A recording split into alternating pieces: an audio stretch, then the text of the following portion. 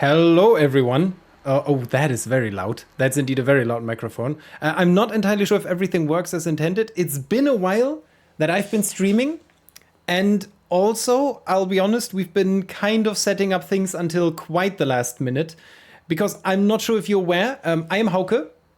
I work at Blankans, the studio behind Coreborn. Yeah, at least people are greeting, so I assume people know who I am. And in roughly 4 minutes, will be featured on the Steam Next Fest with this live stream, which is a great opportunity for us to show people the game. Just as a little introduction, most of you might already know me because I'm generally featured on the videos for this game. If you don't, welcome to this stream. Welcome to Coreborn. We are currently part of Steam Next Fest. You can basically play the game right now. The link will be regularly shared in the description by my wonderful colleagues, I am quite sure. You might have noticed I do indeed have some experience under my belt when it comes to streaming, which my camera doesn't share because I had to swap to another one because as usual, everything went wrong. But the one thing that is 100% right is the game.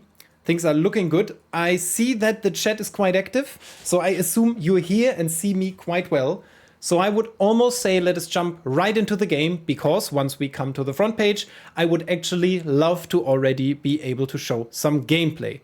What you're going to see today is basically just a simple, we play the game together, I'll do my best to explain things. Maybe you, even if you're already part of our demo, you might learn some new neat tricks. Because there is frequently still things I noticed where people do not know how certain things work. For example, let me just quickly close this one, because I don't want to waste any resources. And let me see if this works. It should, hopefully.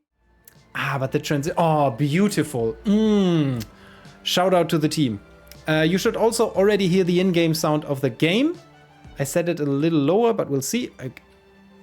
Maybe that works. New transition, everything new, everything beautiful. Like, we did our absolute best. Whenever you see me looking down there, I'm looking at the chat. I'll start the game right away. And I hope, isn't that a thing that generally when you're testing, everything has to be horrible so that once you're live, things go as smooth as possible. We will be online for at least an hour, most likely more. And I will now do my best. Are the wooden crossguards removed? I know that there will be a lot of those questions. No, they are not. They are schematics now. But let me at least get to a certain point in the game. And maybe that's a good... Let's make a simple pact.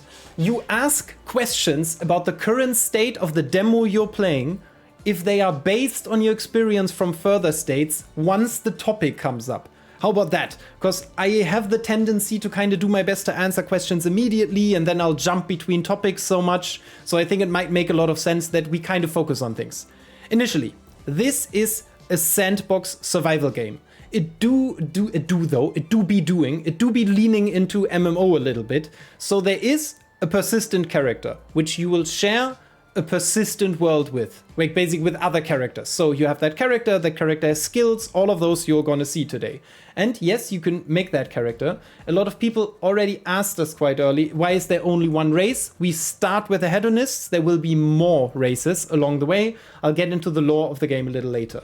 The neckplate is one of the main attributes of this race. Hedonists are technically not human. They are human-like though. You can go male or female. I generally prefer playing females in video games, so I'll stick with that. You can change the skin color. Maybe we'll just go with something along these lines, like perfectly tanned as me. Is this an MMO? It has parts of an MMO. I'll get into that in a moment. I'll explain that a little more. I'll hurry up with the character a little bit. There's some cool haircuts. I generally really like this one. I'll go for dark hair this time. Or maybe we'll do a little more interesting. Maybe brown this time. The eyebrows, I generally like a little bushy. Maybe it is interesting to go for a different color. I'll do that. The eyes, I think generally I do like the more interesting ones. Golden eyes, another feature of this race, and I think that's it. Now the game basically starts right away. We might see the trailer, we might not. I did, because of time, not delete certain files. If it doesn't, no worries. When you play, you'll see a wonderful trailer. You'll have a very pretty and very nice onboarding experience. And I'll do my best to answer all the questions on is this an MMO and things like that in a moment.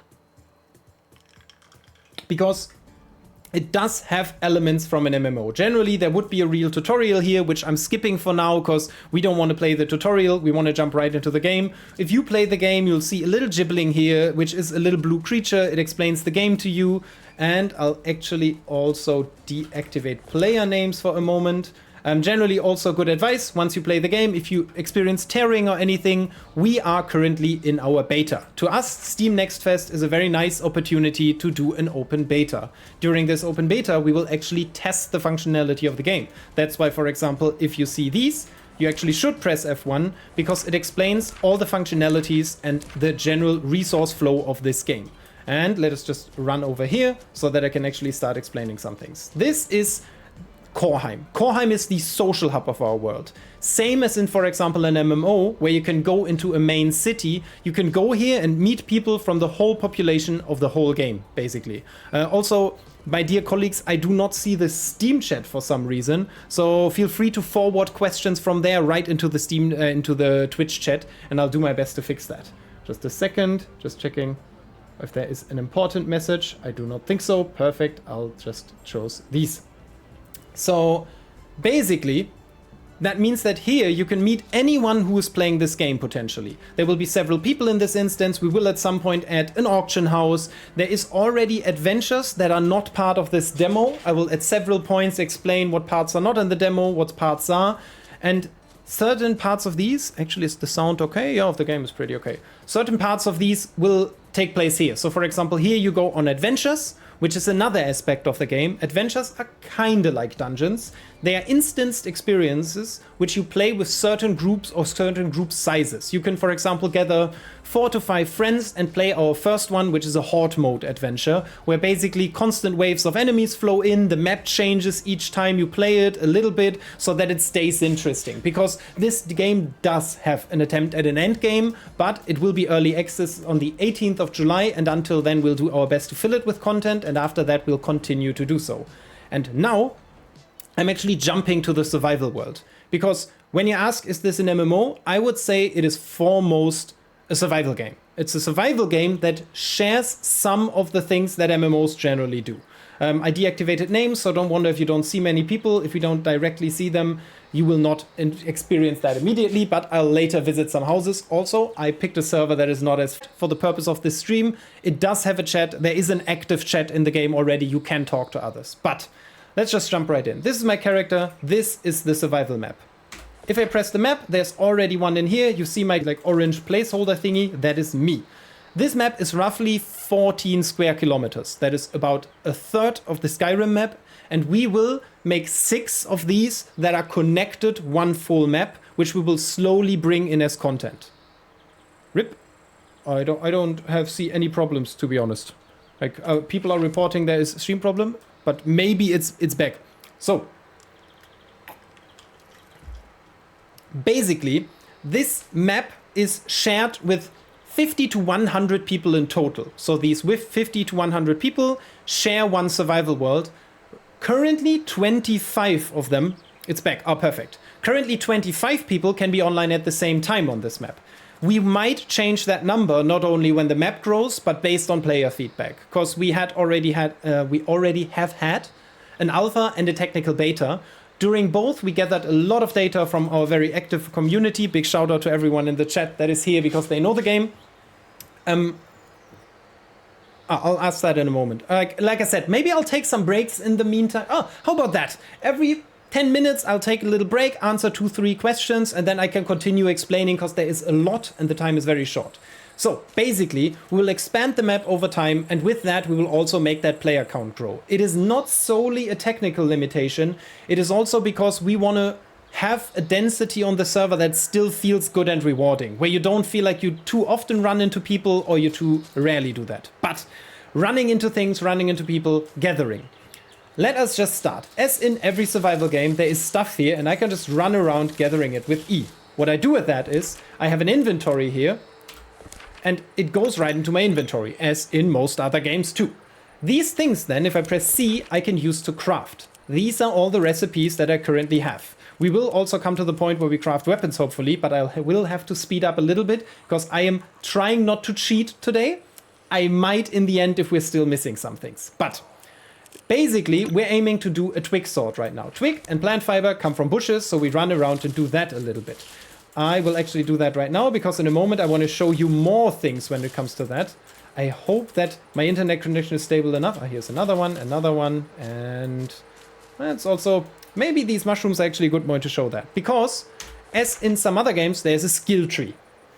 This skill tree, though, is a very interesting combination of what we thought a skill tree in a survival-like game should look like versus what an MMO skill tree should look like. So... Oh, I thought you were a streamer, now I see you're a creative director. I am actually both. But anyways, so generally, the idea is that there is passive learning. So you might have seen down here, that's foraging. I'll go over all of the ones that are currently in the game. There is smelting, which will turn into smithing. There is mining, which will turn into alchemy. There's woodworking, geocasting, which will turn into finishing. There's logging, which will become forestry. There is woodworking that becomes carpentry, There's foraging, which will at some point become farming. Then we have cooking, which becomes culinary crafting. Then there is survival and hunting, which will at some point become herding. And there's outfitting, which becomes armor crafting. I am saying which will become, because these trees, as you might see, grow vertically. So from the left to the right, as in most games when experience grows. And with this one, for example, I have already gathered 4% of my experience. This little bar around that will indicate that. Once I reach the first milestone, these recipes will actually show. That is currently a bug that it doesn't show. I will unlock new recipes. And I will also unlock a perk point. These perk points I can then spend in these specific ones on boosts, like more resources when I'm foraging, or for example, a little walking boost.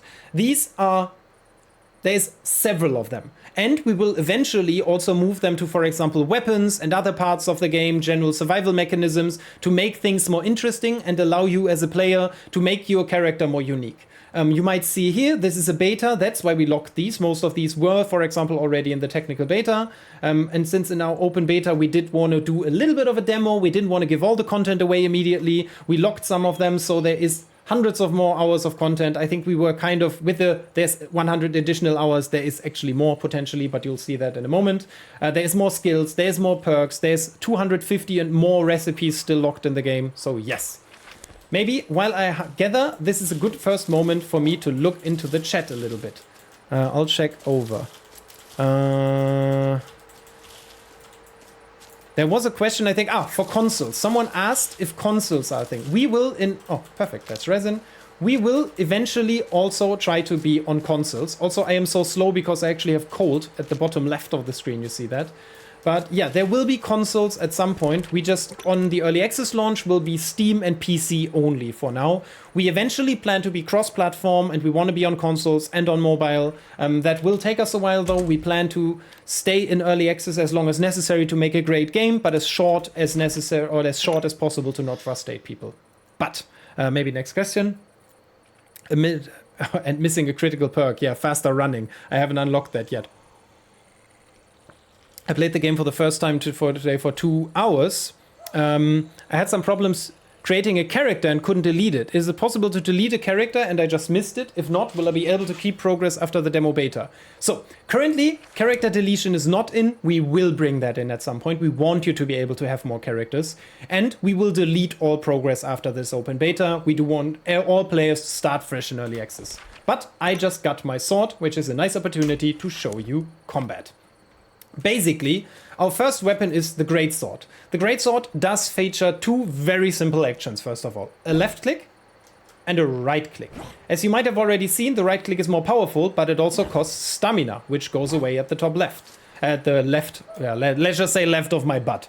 So in there, right left of my bum, you also see that when I do a little quick step, which I do by pressing shift once, it also takes some of that. This is connected to stats, another more MMO-y aspect of the game. Sorry, wrong button. I do have attack, critical hit, defense, life, and endurance. These are on the gear that I find in the world. So for example, if I have 100 attack, which is my base value, I do damage based on that. And the more I do, the more flat damage. Critical hit increases my chance to do 1.5 times damage. Defense increases my chance to, just flat decreases the damage intake. Life increases my HP, while endurance increases the rate at which my stamina is regenerated. And then I can, for example, use food or drinks to increase my stamina, my health, or other aspects. There's also potions from alchemy and all the things that you know from a proper survival game. But let us go into an actual combat with this little guy, because you will see something that is called telegraphs. These red little things on the ground basically are made so that you can easily see what an enemy is doing. Parts of the UI, please bear with us, that is a placeholder. We want a prettier system of visually showing what happens. And maybe interesting, once this guy actually does an attack, at the end of that telegraph I get hit. We will visually make them a little prettier, but we try to make combat a little more agile and challenging, keep the weapon interesting. I can also do, and that is the interesting part, when you see that charge at the bottom of the screen, that blue one, that is a finisher charge. I am now able to do one. If I do left click and do a finisher, which, oh wait, let me do, oh, I actually got countered by him. Let me just recharge. And now do a finisher. It does a double spin, which does intense damage to the enemy. And there's another one, which I'll show you on the next enemy, because we already finished this guy off. Actually, I have to fight. The good thing is I'm pretty damn good. So if I do right click, and then do it, it does a stab and pushes the enemy back. This is really good for crowd control of several enemies. Both of these attacks are still being polished though. We want to keep them interesting. And what we currently don't have in the game yet, but are planning, is a stagger resistance on enemies, that at some point, if you continue, like for example with a group of enemies, or with a group of players to hit them constantly, they will eventually basically become immune to these backstabs or this pushing and everything, so that they don't just get too easy to beat. Anyways, oh, someone else built this, but maybe that's an interesting point to explain. Actually, we'll properly play and I'll show you more of the game and do that while I gather a little more stuff, some food, and maybe see if I can already make some pans. I need some flax, because this game also features biomes. We are currently in the forest. The creatures you see here, that's the Forsphere, and that is our Oropala. The whole world is filled with let's call them creative fantasy creatures, because this world is called Tormentosia. The world we're in is, the center is that thing in there up there that was in Korheim, the Ultracore. The city we started in has basically a gigantic shield generator, because 25 years ago, this world was attacked by Sorgoth the Devourer. Originally, my idea for this world was, because I was involved in writing this lore, that it's just supposed to be fun. The world is over the top, the world should be fun. We just want this world to feel like, hey, there's everything in this. That's why, for example, maybe we can walk over here and actually see him. This world also features Sauromancers, which is a human-like race that lives in symbiosis with dinosaurs. We do have the Children of the Source, which are mana or like magic-wielding, water-living creatures. There's Nosmerians, which are basically hacker vampires that use punch cards that they make with their teeth. We do have the Genetics, which are a biologically enhanced race of humans that kind of pump themselves up with alchemic products to mutate into stronger beings. And lastly, we have the Steam Dwarfs, which are a very drunk, very fun take at the general dwarven idea, where everything they do is powered with beer. Oh, that's a beautiful view of Megalos, because if you look at the map again, right here would at some point we will add more to the map. That's where the Litical Plains would be. In the Litical Plains lives Megalos, the gigantic dinosaur there at the sky. Megalos is a wandering, the everlasting dinosaurs, I think in English, but I'm not entirely sure what I actually named him, or what we named him as a team. And Megalos always wanders those plains. There's a lot of dinosaurs, and we will actually see a dinosaur in the test today. But first I have to go down to the fields and gather some more resources. While I do that, I'll look at the chat, because I think that's a good time to answer questions again. We already had that point. Wait, is my chat stuck? Let me just, oh yeah, it is. Wait, let me just, I am so stupid. Now I'm reading the chat in actual time again. Are there some kind of markets in the game where the hedonists can spend their riches? There will be markets in the game. We sadly did, for the early access, not manage to bring in our idea of an auction house, because we want an interesting idea. If you, for example, played Rust, in Rust it is, maybe I can fight and talk. Let me see. In Rust, for example, there's a thing where you can set up your own shop, then other people can use drones to actually trade things with you, and we want a system where you can sell your things, they do have values to other, but we don't want you to just gather stuff and, oh, that was too slow. There we just gather stuff and constantly sell it. And then it's just, yeah, it feels weird and it's just lost. Let me get this guy out of here. I barely see anything. Wait, maybe if I do a good combo. Yes. Okay. So yes, there will be player markets. The hedonists do currently not have more riches than anyone else because there's no currency outside of essence in the game. Oh, goddamn. I have to be really careful. Okay, now. Boom. Boom. Nice.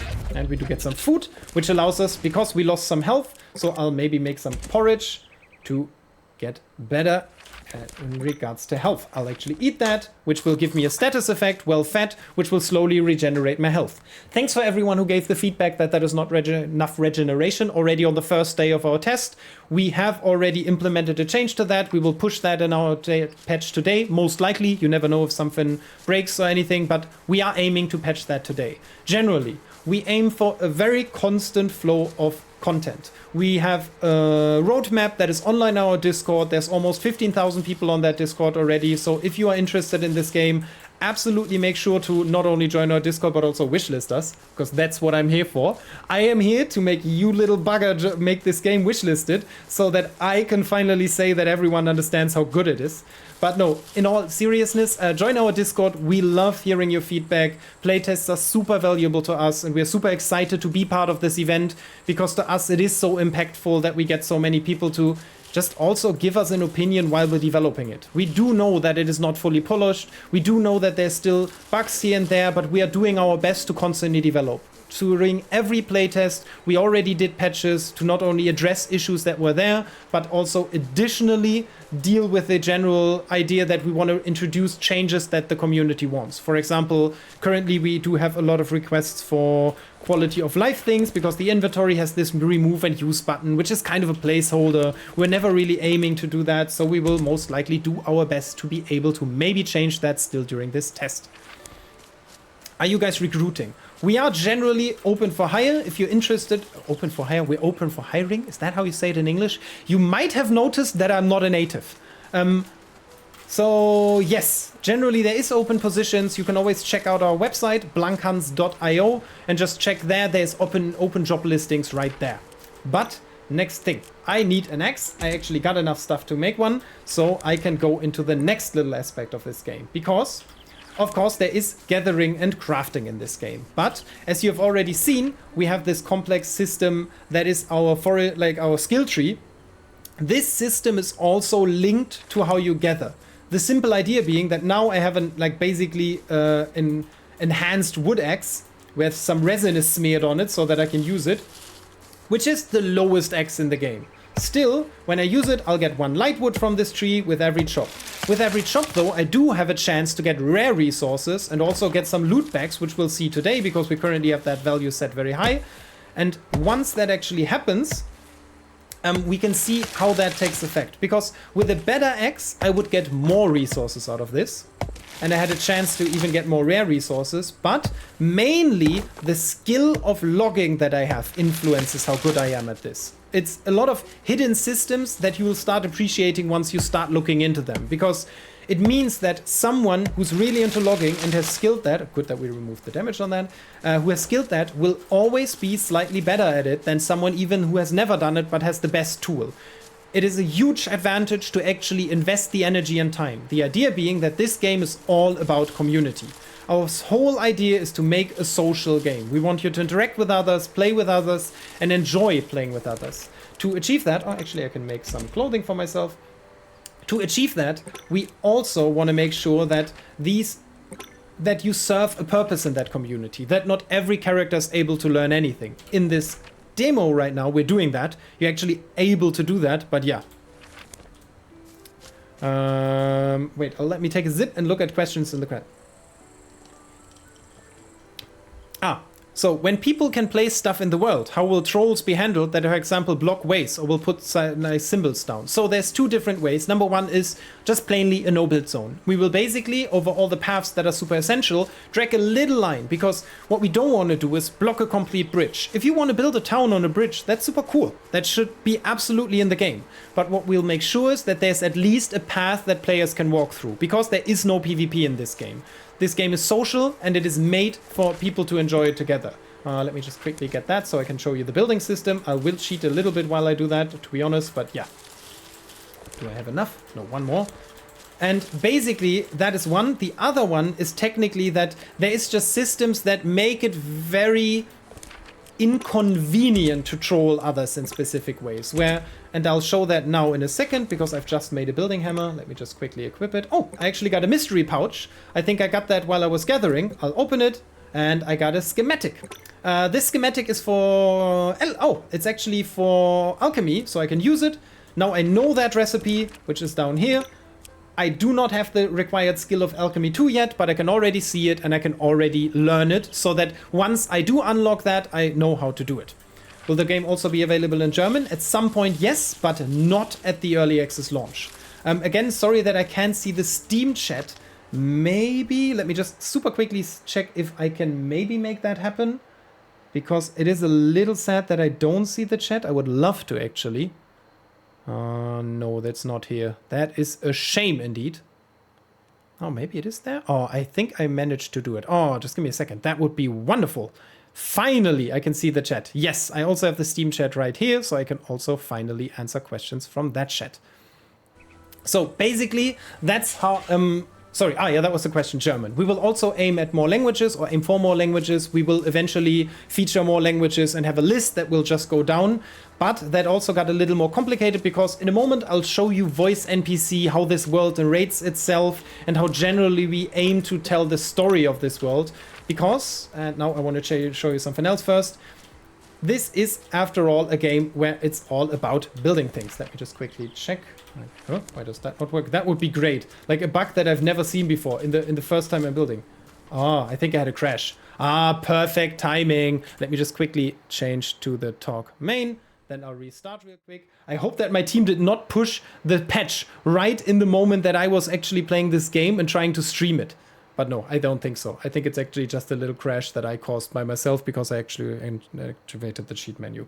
But I'm restarting already. So basically, we do want to feature more languages, because of course we want to be inclusive to more languages. I think I personally, even though I am a German native, kind of underestimated a little bit how important more languages might be to certain people. Also, the idea in our community came up of language-specific servers, which I also understand that is super interesting, and that is something that people really care about, because if you're more comfortable in your native language, of course, I get that idea. Ooh, perfect, we're back. I think, yes, I do have to probably make that hammer again, or do I have? No, I still have it. Perfect. Let's just hope that things are all back in order. They are back in order. Just a super simple, tiny crash. What I can do now is basically finally show you what building looks like in this game. I will cheat for that purpose, to be honest. Which is, of course, don't tell anyone I did this, because that's kind of a deadly sin on our live servers. But I'll delete everything I'm making right now again. So, basically, whatever I put in this world, anyone can interact with. I could now put something down, and that is based on blueprints in our game. Oh, I do actually have the resources to build this. Hell yeah, I am good. So anyways, these can be placed anywhere, and if I finish them, anyone can see them, and you immediately see they start deteriorating. That's why they show health. This piece has basically immediately been under attack by the general environment. So I will just go ahead and delete that piece, just to show that that is possible. And of course you can edit that. And then let's set up a town. A town is a super essential feature of this game. This is now my town. You will see that there's an outer border here now. This border defines what belongs to me. This is mine. No other player, unless I invite them into my town, can do anything in this circle now. Everything I put in here is mine. Everything I built in here, all the chests in here are protected. This is now basically my friends and my place. This center manages all of that. This town center has several features. I'll explain them really quick.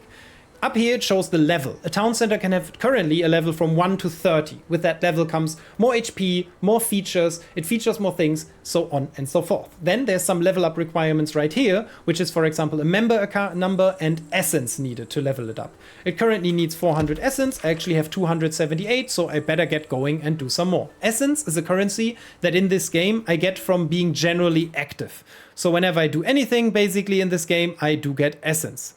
Actually, the Steam chat doesn't work. So I'll trust my colleagues that they'll forward questions from the Steam chat to me directly. Sorry that I'm struggling a little bit with the technical background of the Steam thing. Let me check. Maybe that works. So anyways, generally, once I have that essence, I could level that up. There's other requirements though. Some light wood, some stone, some resin, and some rope. Yes, we'll increase this a little bit. Like this is a little not perfect yet. UI is still improving. Bear with us again. We're an indie studio. I didn't really get into that anyways. We are an international studio. We are legally... is that our legal headquarters are in Germany? Maybe we'll say it like that. Most of our team, me included, lives in other countries though. We work in English and we do work asynchronously. We are fully remote, which is, I personally think, an advantage, especially when it comes to interacting with the community, because you might have noticed if you are already part of this community and are on our Discord, there's very few times where you'll not receive an answer within a few minutes generally. So are the round town borders final? No, that's a system that will change, but also maybe for the people who are asking about that, these borders, this is not the final size of my town. I can put down extensions. Once I put such an extension into existence, it actually increases the size of my town. We do want these to eventually connect to each other so that you can kind of shape your town in a way that you want. But again, we pushed for an early access because we want to develop further with the community, and I think this is one of those features where that got interesting. But let me first get into our building system a little bit because I am quite in love with it. So basically, whatever I put out here, anyone can touch it. Whatever I put in here, and I'll show you that in a moment. Oh, this is in the way. Actually, let's just get rid of that stuff. I think the sword should also be able to do that, right? Oh, no, I think I have to use it. Can I even... That would be a good catch. I can't. So maybe we should get rid of that later. Anyways, basically, I can put a foundation down here now. Let's pick here. I'll actually pick a better spot later and put that into existence. Let's pick one more, put it here. I'll actually set up a second town in a moment, a prettier one. This is really just for showing, and then I'll delete everything. So basically, now I can put down walls, and now comes the first feature. Most of the parts in our game do already have skins. Some of you might have not seen that, but if you hold shift and turn the mouse wheel, even the first building set already does have two different visual designs attached to it. Then there is, of course, windows that you can put down. There is ramps that you can use to make the entrance to your house a little prettier. You can rotate all these pieces, which you see by just turning the mouse wheel. I actually do that on a piece where you can see it better. Let's just pick a wall, for example, now, or window. Like I can turn the window in this direction, then I can hold control and turn it in this angle, basically rotating it all the way like that. And then I can hold Alt and rotate the thing like this. I can actually place all of these. It does snap, which is very interesting to me. A lot of people keep saying, why do things not snap in this game? You just don't look where you want to put it. You look at that little dot, and then you put it right there, and then it snaps. If you do not want them to snap, you hold down the shift key and you can put things wherever you want and be more creative with the building system. Of course, you can delete everything by holding the X key and it will be deleted. That's generally how this works. I can also set an entrance right here, and all of that is possible. Which all leads to a thing that is very essential. You might have noticed this little meter in the middle of my town. That is Wrath. Currently there is not enough UI on this, but we will improve that, of course. Wrath basically is that I told you that this thing generates a shield because this world was attacked, and where we are is currently regathered, reclaimed basically. So we are sent back out as Coreborn, which is why this game is called Coreborn, to regather and reclaim all of that. Sorgoth, the bad guy in this world, does not like that a tiny bit. So he basically comes in and says, hey, whenever you are active in this town, he gets angrier and angrier. And if it goes up to 100, he will send his minions right your way and they will attack your town. I hope we'll be fast enough so that we can actually experience that. Let me just quickly delete my town because I cheated this and I do not want to cheat on live servers. So you might have seen once the foundations are gone, this is all gone. Maybe a good last chance to show you this because this game does feature stability. As you might, for example, know from Valheim, the color of pieces indicates how stable they are. Sorry, I'll drink something in a moment. If I put a wall on this, you will see that the color slightly changes already. So you might notice that if I put a foundation here, sorry. Oh, sorry, I didn't want to build it. I wanted to show you the color. That it features quite a crisp... I'm so used to finishing this stuff. Sorry. Ah, that's better. So basically, if I put this here, it will feature a perfect bright green. It will get slightly less green, it will get orange, and as a next step, it will get red to indicate that this is not possible to be built. And as soon as I get rid of the foundation, all of these turn red to indicate they don't work, and then eventually they are gone. I have to actually cheat, because town centers can't be deleted. With my cool little cheating menu, which makes me much cooler than everyone else, I can actually delete that. So, next thing I want to show you is something that we will bring in the future though. And after that, let me take this on the way, because I also wanted to make some food. Perfect. Next thing I want to show you is something about more biomes, the general direction that we choose in how you progress in this game, and why, for example, the progression might feel different from other survival games. Because this might seem like a low-level area. Still, it features resources that are relevant, because all resources in this game, or like all weapons and everything, come in qualities. These qualities being, very learned from MMOs, common, uncommon, rare, and epic. An epic sword or an epic jacket will always be better than a common one. They do, though, come from the same category. The idea being that, for example, what I'm wearing right now is basically cloth armor, a cloth tunic, that is not in any regard worse than a leather tunic. It just features different stats. This one, for example, has endurance, critical hit, attack, and heat resistance, so it makes me kinda agile, has a good crit chance, I'm kind of a fast fighter. And I will in a moment show you some other gear, once we set up the other town, where I'll cheat the shit out of everything. Where you see other stats, and these other stats make me kind of more of a tanky build. So if you actually want to be very strong, the best way to achieve that is to, within your group, try to aim for a more diverse setup of stats. And we want to bring in more weapons, for example, more support-based weapons. And additionally, as I already mentioned, we do have our adventures. This map, as big as it might be, and we'll actually, once we're up here, you can see more of that, is not all the content there is and is never planned to be. This is your home. This is where you set up. This is where you gather basic resources, and there will be content. There will be content. There will be content that you can regularly play on this map.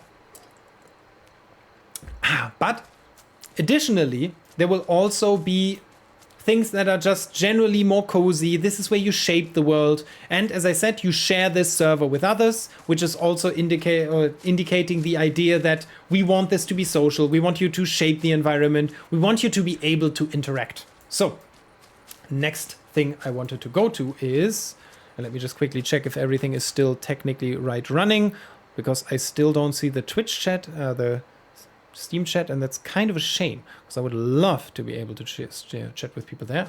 Better. So basically, where we're going now is a village that is not created. This is called Piper's Whistle. No player made this, and you also see that little marker. This is where our town currently is.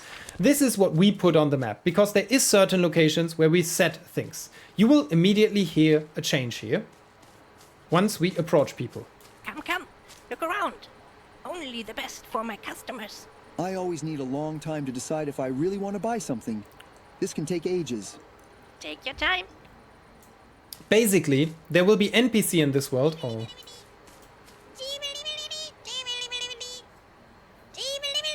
I see. Yeah, there will be NPC in this world. Thanks, you can go now. There will be NPC in this world that basically narrate the story of the world in a passive way. You are not forced to listen to them. You're not forced to watch any cutscenes. You're not forced to in any way interact with them unless you make the decision that that is something that you care about. And for that purpose, we created a lot of voice NPC.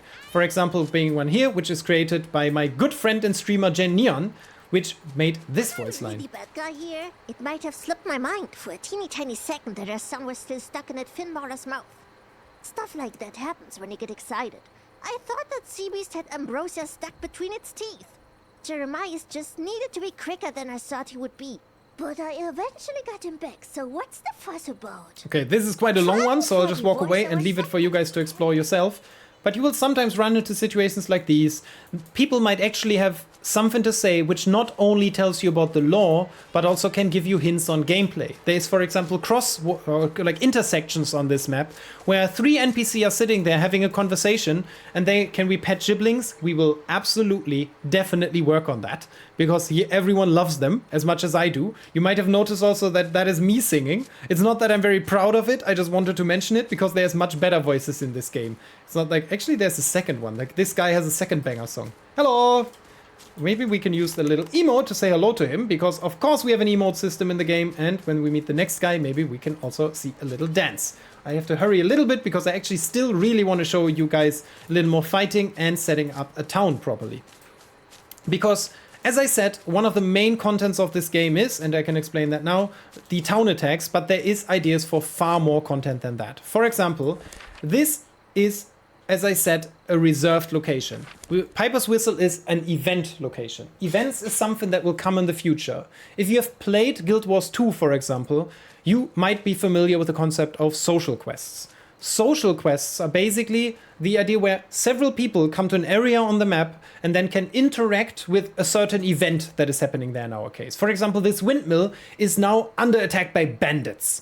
And if you want to free that, you have to come in and you have to burn their stockpiles, you have to fight the bandits and maybe get rid of their smears on all the walls, so where they try to get more people into their ranks. And once everyone participated, or enough people participated, and that progress is at 100%, that event is successful, everyone who was participating gets a reward, and then another event somewhere else opens. For that purpose, there is several of these areas on the map where we reserved them so that you can't build there, because we think in seasons. The content of this game is not like in MMOs where there's gigantic updates. We will regularly... I love that I can see this windmill from nearly everywhere.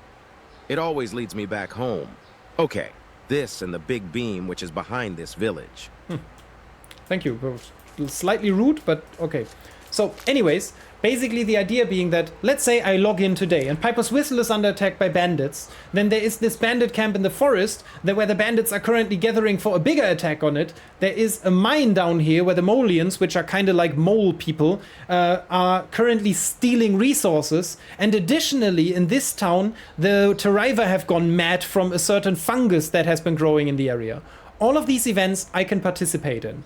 And maybe during this whole day, whenever I do one, another one pops up.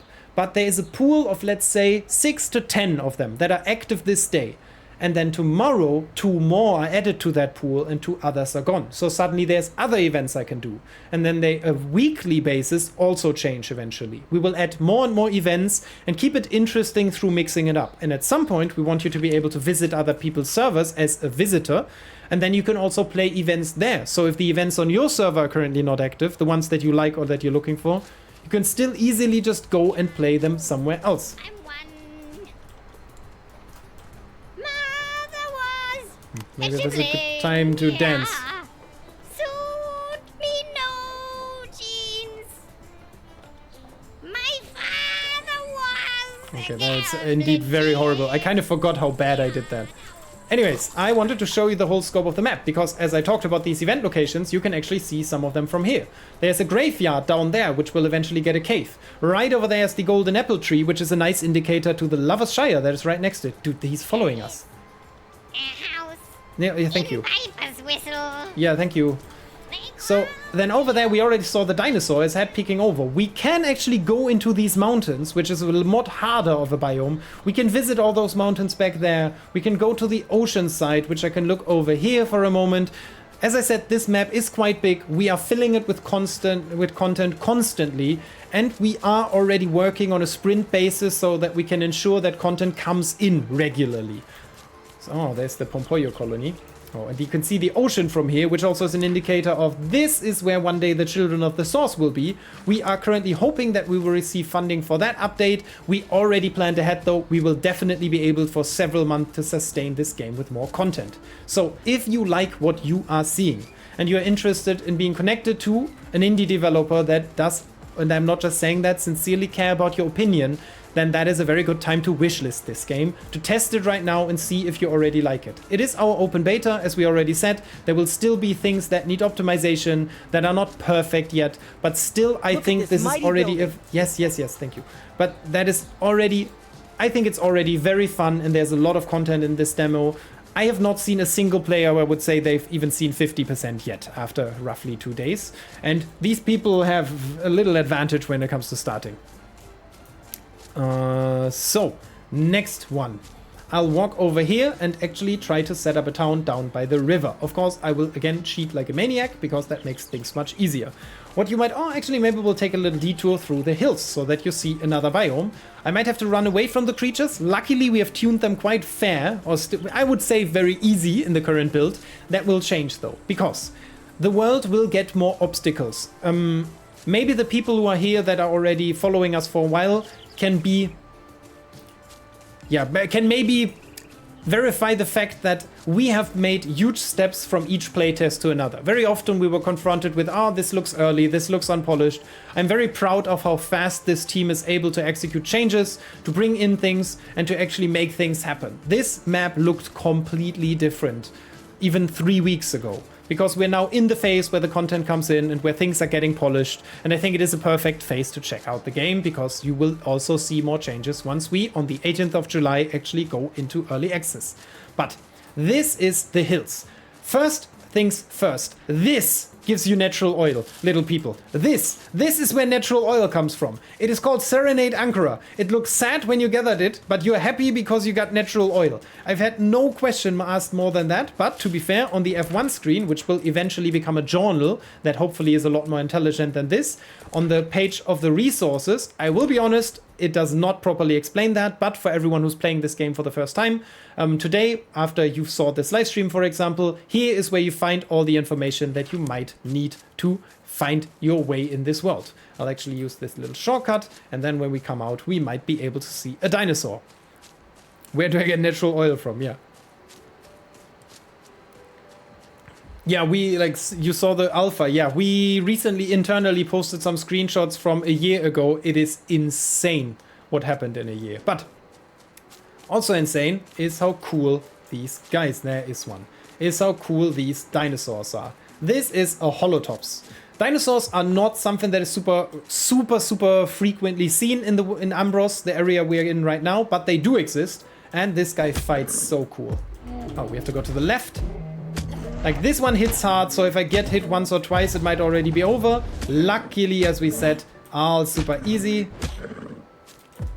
Still to the left. He will do patterns. Most of the enemies are still missing their gap closest. Oh, I'll punch that one, because that one is pretty grim. Left one again, and interrupt him. Oh no, wrong side. Oh, God. Maybe I'll pull him somewhere where we can see the telegraphs a little better. Because we are currently reworking that effect a little bit, because it's sometimes... Oh, yeah, now you'll see it. It's all the way around him. Bam! And wherever that is, that's where the damage goes. Maybe I can push him down there. Ha!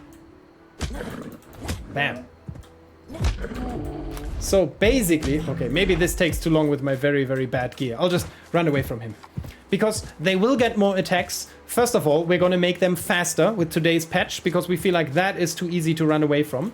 Then we will also eventually give them more attacks. Some of them we call gap closers, which is, for example, where they storm towards you. And we will put more boundaries in the world so that it's not so easy to just run past all these enemies. Of course, which is also interesting, I can gather all of these. This is a different type of wood, shrivel wood, which also gives you a different resource, which can then be used in crafting for example, a shrivel wood sword, which I have as the blade unlocked down here. I almost have all the resources, so I'll actually get some more, so that once I finally get to setting up my town center, I can actually do this. Yeah, hello also to everyone who's currently on Steam watching. I appreciate, we as a team are very happy to be able to be part of Steam Next Fest. I think it is incredibly hard for a team like ours with ambitions like ours to stand out between the masses. And I think it is sometimes hard for us to tell people that there's a lot more to this game than there is on the first look. Because I think it looks gorgeous, but people mistake it for a very softcore survival, where there's actually a lot of kind of old schoolish, grindy, let's almost say MMO things in here. But I'm aiming for a nice spot where also on the way there we'll see another biome, and the weather is changing, I think. I think I just saw a raindrop, because this world does feature weather, and the weather is dependent on where on the map you currently are. In the forest, for example, the weather is different than it would be in the hills over there, where it's very sunny and warm. And these effects do not only affect you, they also affect the material you're building with.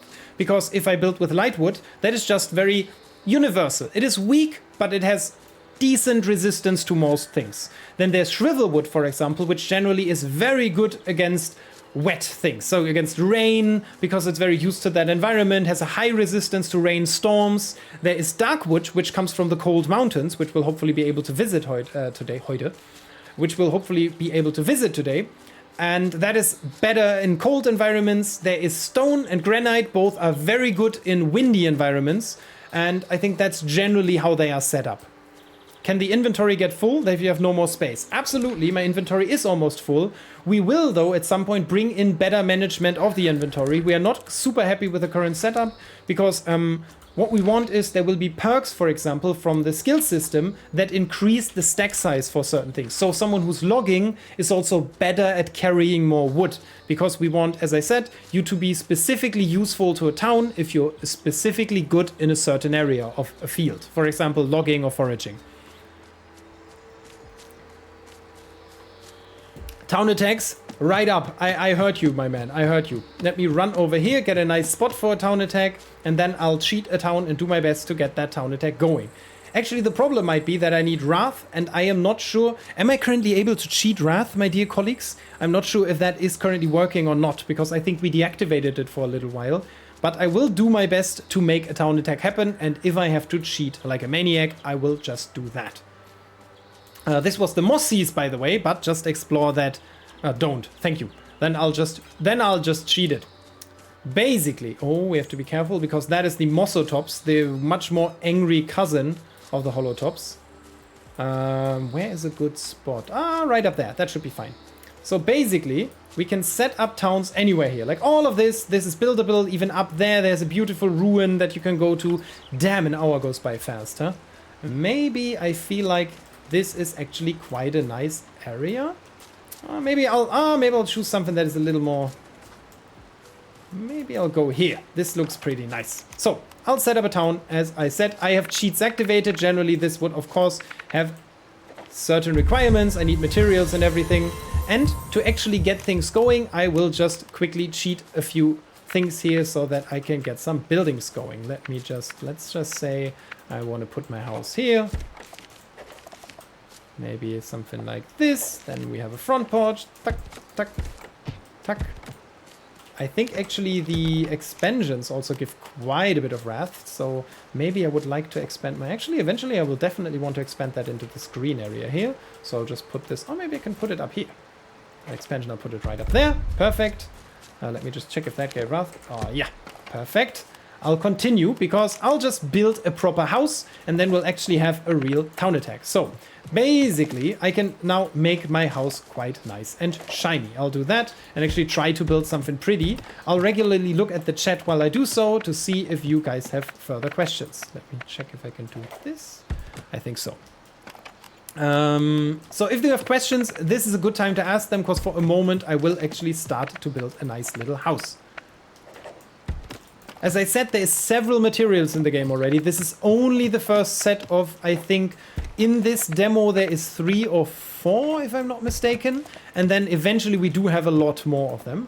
Also, this is actually allowed. We want things to clip a little bit because we didn't want to limit you players too much from being able to build in certain areas. Maybe I can actually use this to make a cool little extra entry. Can I do that? Maybe I'll do that. Just get rid of this one. Put this staircase here so that it like half clips into that. Perfect. Because then we could build potentially a second floor up here. Here's a little fidgety to... it works. Perfect. So perfect. We can then potentially put a ramp there and everything. I'll actually put down some ramps right now because Gothkin love ramps. I do love ramps. Make it so much easier to get inside. Also, And that is maybe a mechanism that is also interesting. Within my town now, I could go ahead and start building crafting stations. I just noticed something interesting. Like basic, maybe this is a better spot for that one. I'll put it right below the window. And then Palisades give more wrath. That they do indeed. Damn, someone knows about the game, huh? Because I'll actually set something up now. Oh, wait, let me finish the house real quick because we do have enough time. I am good at building. This is fast. No problem. Window here. Then we'll take this, do another visual. Stuck. This goes here. Like this visual. Stuck. Then we need a second entry. No problem at all because with the middle mouse button, I can just easily copy pieces. This is actually a good representation of if you understand this system at some point, you do indeed get very, very good at it. Maybe I'll put this here and then later make this differently. This one needs a half wall. I'll get that later. So for now, maybe I'll put a window here actually. So we can copy, is there a window? No, no window in that direction. We can put this right there. Then let's close this off so that it doesn't look weird. We can actually, I think if we do it kind of smart, we can kind of clip through that. We can. Perfect. Perfect. Then we would have one here. Then maybe this staircase actually needs an entrance. Or maybe it looks good like that. I actually like it. Also, sometimes a nice tip, you can half cover these, which also makes it just look a little nicer. And if you sometimes get lucky, you can do this little thing where it clips through that. And then the whole staircase is already kind of nice. You take a little beam, put that beam here on the corner to cover up that ugly thing. And yes, I should have just definitely become an interior designer, my little friends. When I watch your streams, all your houses are not as pretty as my houses. I will not be shy about that fact. Actually, I've seen some very pretty houses. How can I use the triangle wall? That is very easy. You just pick this triangle wall. And then there is this normal one, for example, which let's just for purposes of showing it, rotate it with a mouse wheel, put it up on there. If there was a roof already, this would be much easier. But even like this, you can technically... Oh, wait, we built our own staircase. You can basically go up here, put it right over there. Ah, wait, yeah, I need the roof to properly do that. That's the problem. That's the tip that you're probably looking for. If you set up a roof, for example, like, let's just take this one for now. Did I do it straight? I'm not sure. Zack. Then you can take the triangle wall, rotate it the right angle, look at that corner of the roof, and it will perfectly snap to that. And you have set up a beautiful roof. And then you can actually snap things like this. Sometimes it also helps. What I sometimes do is just put down a blueprint because I only want that for snapping to make things snap a little nicer. Then copy the roof, just use the blueprint for the correct snapping on that. Then finish the roof as it will gain stability from that part of the roof. Get rid of this so that it doesn't look weird. You put a little beam right here and perfect. You have a wonderful roof. That's how you use the roofs. And if you want to use these triangle walls differently, hold the shift button down. Wait, maybe I'll do it outside so that you see it better. Hold the shift button down, rotate, and then you get that other triangle wall, this proper one that you can then properly put here, for example, and cover those up. No problem at all. If that was too fast, no worries at all. Please feel free to ask on the Discord. Maybe also a nice point for a shout out. But what I need to do now, instead of telling you about the Discord, is check my wrath. Perfect, that was very good progress, because what I'm gonna do now is I set up some protection for my farm, because I expect them to try to come up here. Oh wait, that one is weirdly buggy a little bit. Maybe it's also actually fine if I just put some target dummies, because they will attack these first. Then I put some palisade wall right here. It might be a little ugly, but I can later make that prettier. But I should definitely, I don't expect them to come from this cliff, but who knows. I actually expect them to either come down there or maybe come all the way from over here. We do constantly improve their behavior. I would say the Gothkin are fun to fight, but they are hella stupid still when it comes to their pathfinding, but we will definitely improve that. Let's just put this one like this, maybe, yes. Tuck, tuck. Then I put this dummy here, so that I have a chance against this dummy here, and we should almost be at the wrath that we need. Oh, actually we need a lot more. Easy peasy. I'll just put more. The walls do not properly snap, but maybe I'll actually close this off and make... Maybe that's a good idea. I'll just make a little proper path so that they actually do have to go around, because they will with a certain priority target pieces. For example, as I said, these dummies do have higher aggro basically on them. So if I surround this dummy, they will eventually have to run around this to actually destroy the dummy. So I can do this, and make a little path that makes it not so easy for them to do that. And then I can set some last resort dummies right here, and you will over time get more and more of these defensive structures so that you can, for example, have spikes that actually damage the enemies, and you can have other things. I don't think these actually do a lot of wrath, so I'll actually continue building a little outhouse here because we want to push the wrath up as fast as possible. Oh, nice. Can actually go a little over that here, which is also very pretty. Maybe take a little piece of a roof. I am very much hurrying, my friends. I was told I am not. Yeah. 5 minutes left for a town attack. I know. It's not that I'm not trying to be fast, right? But I cannot cheat wrath, my friends. Okay, this works. Perfect. Then we put a little ceiling down there. Perfect. I can walk on that. How much is the wrath? Oh, perfect. One more piece and we got it, which I will do right now, because then you will see, once I do this, town targeted. My town is now targeted by an attack. There is a timer on this. We will actually change that timer very soon for purpose of testing. I will now basically go to my own town and do some very proper cheating, which is partly hidden behind the camera, which is very good. This should be my real town. Let me just quickly confirm so that I don't make a mess in someone else's town. It indeed is. So I can now skip the attack preparation and they will attack immediately. What's happening now is that Sorgoth minions will in a few moments basically spawn outside my town and attack it. I cannot interact with the town center anymore because I'm already in the attack and they... Oh... Somewhere's the wave. So somewhere the Gothkin will now spawn and then eventually attack my town. I assume, at least. Oh god. I don't see them, which is not a good sign. Either they didn't spawn or they are already destroying my town somewhere. Which would be the perfect case. Oh no, there is one. Luckily this is... Oh, he has already... Okay, perfect. Like, let's get him away from things. We actually have to be kind of fast about the town attack because these guys will... After a time, more of them will spawn. They do quite some damage that are kind of easy to fight, but my gear is really bad. Like, generally, I would highly advise to already train much more before you fight them. Even though, as I said, they are not hard. There's just... Their danger is more in the masses that they attack with sometimes. Bam. First one is killed. Next wave starts in 10 seconds. And with the higher town levels, these attacks will get a lot more difficult. At level 10, a lot more Gothkin will spawn. And they will have a lot more impact on what's happening. Okay, there's none here. I have to check where the next one spawns. The problem is they can also spawn down here and then make their path up somewhere where I don't see them. And I don't want them to destroy... Oh, fuck. Oh, there he is.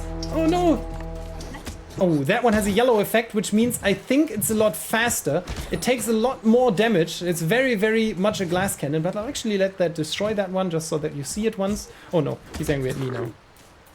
It's also good advice. There's certain people things they can destroy, for example, foundations, so that you don't lose too much progress, but I can get him into the house maybe. Can you come in here? Because I want to show people how you destroy things. You see, he damages those pieces. You even visually see that damage. And if you don't do anything about it, he will eventually even destroy things completely, like that wall. And that is the purpose of these town attacks. You do not want that to happen, so you should absolutely fight them. And if you're smart, you don't set it up like me so that the town is so hard to attack. But we won, and not only did we win, but we also got a mystery pouch, which contained another schematic for us, which we immediately learned. And we learned the uncommon leather mask, which will allow us immediately to craft a headgear, which we actually didn't have yet, which is kind of cool. There it is. And that is how town attacks work.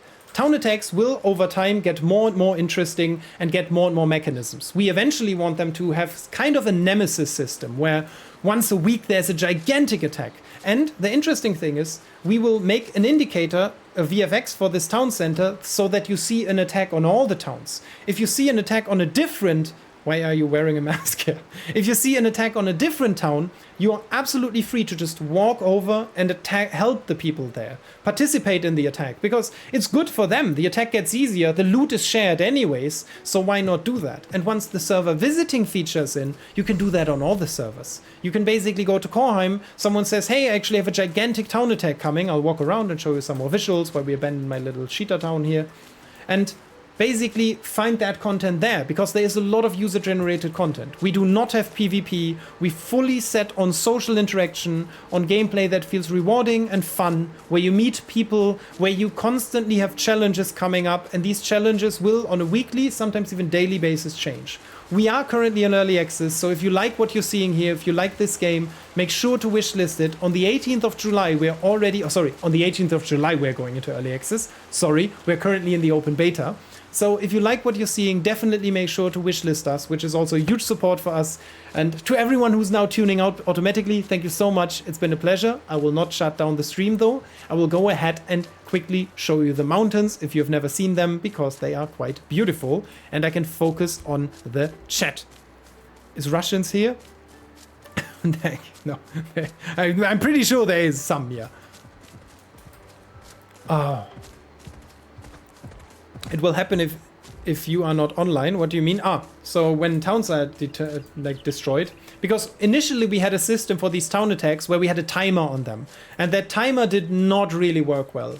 And I think in our heads, especially in mine, it sounded like a good idea. It makes people come back, you could delay them, whatever. But of course there were a lot of concerns, and so we changed the idea, returned or kind of developed the idea of Wrath, which is what you just saw. And I think it feels a lot more rewarding. Only when you're active do these attacks happen. Only when you decide, and you can delay these attacks. You might have seen it on my town center. There's a little button that says delay attack, and I got from killing the Gothkin these soothing shards. I can now use them to delay my next attack if I want to. If I don't want to, I can sell these soothing shards or do whatever with them.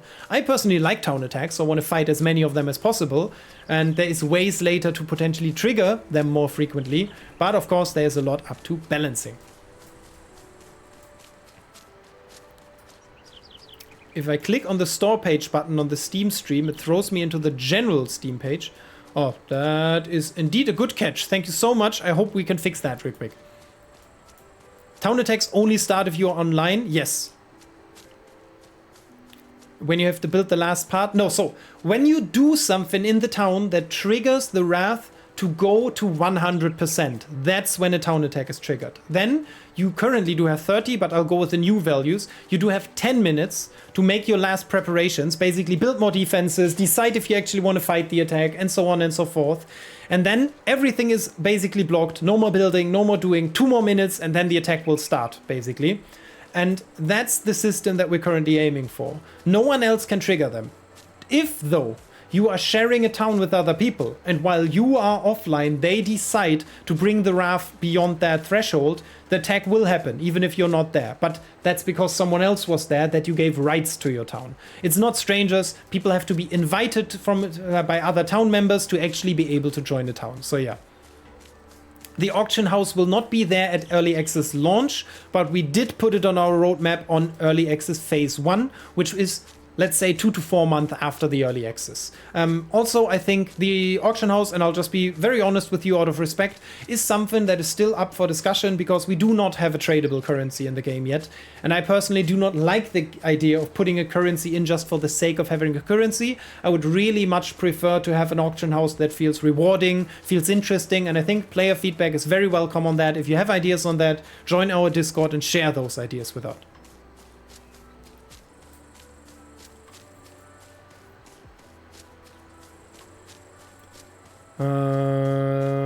Thanks for the heads up. I found it via search. Okay. I'm looking at if there is more questions. So, what is this? This is something else. I think no note from my team yet that I should finish, so I'll just continue because why not? Activity is generally nice, and I promised you that I'll not only show you the mountains, which is actually up there. Yes, we can go there. And maybe a nice little hint for the people that are watching this stream and have played this game several times. I would say there's roughly 5, if not 10% of the map that no one has ever seen from my knowledge. On our data, I've not seen anyone go there. I have not ever seen a stream of anyone going there. And there is an area in the mountains which you only can unlock through building. There is several areas on this map where you need to build to go there. So do not run into a wall and assume you can't go there. If it is within the shield, you can go there. Everything within the shield is potentially accessible. There's a whole NPC town, basically, even though we didn't put many NPC there yet, that is accessible. You can go there if you build, if you are creative, and if you explore a little more. Just saying that maybe that's a nice little hint for that you can go out and explore more. Let me check. The bridge was right here, right? Oh yeah, over there. I just have to be careful to not run. Write that down. I have to be careful with this Taraiva over here, because let's first visit the bathhouse. because it is quite beautiful. What the hell is this? I do not need this pop-up. Thank you. So basically, this is currently just not doing much, and I will eventually potentially die up here, so I might have to cheat if I don't want to. Because you might already see I'm getting slower and slower. That is the slow effect, which is currently, a lot of people pointed that out, sometimes negated. Oh, actually, I cheated myself all the experience for this. I am such a cheater. Also, I got way too much XP. That's interesting. Why am I so far with this? Huh. I almost get that. But still, that is good to know. That's too much XP. We caught a bug here. Anyways, hot bath. Maybe we'll just take a little hot bath for a moment.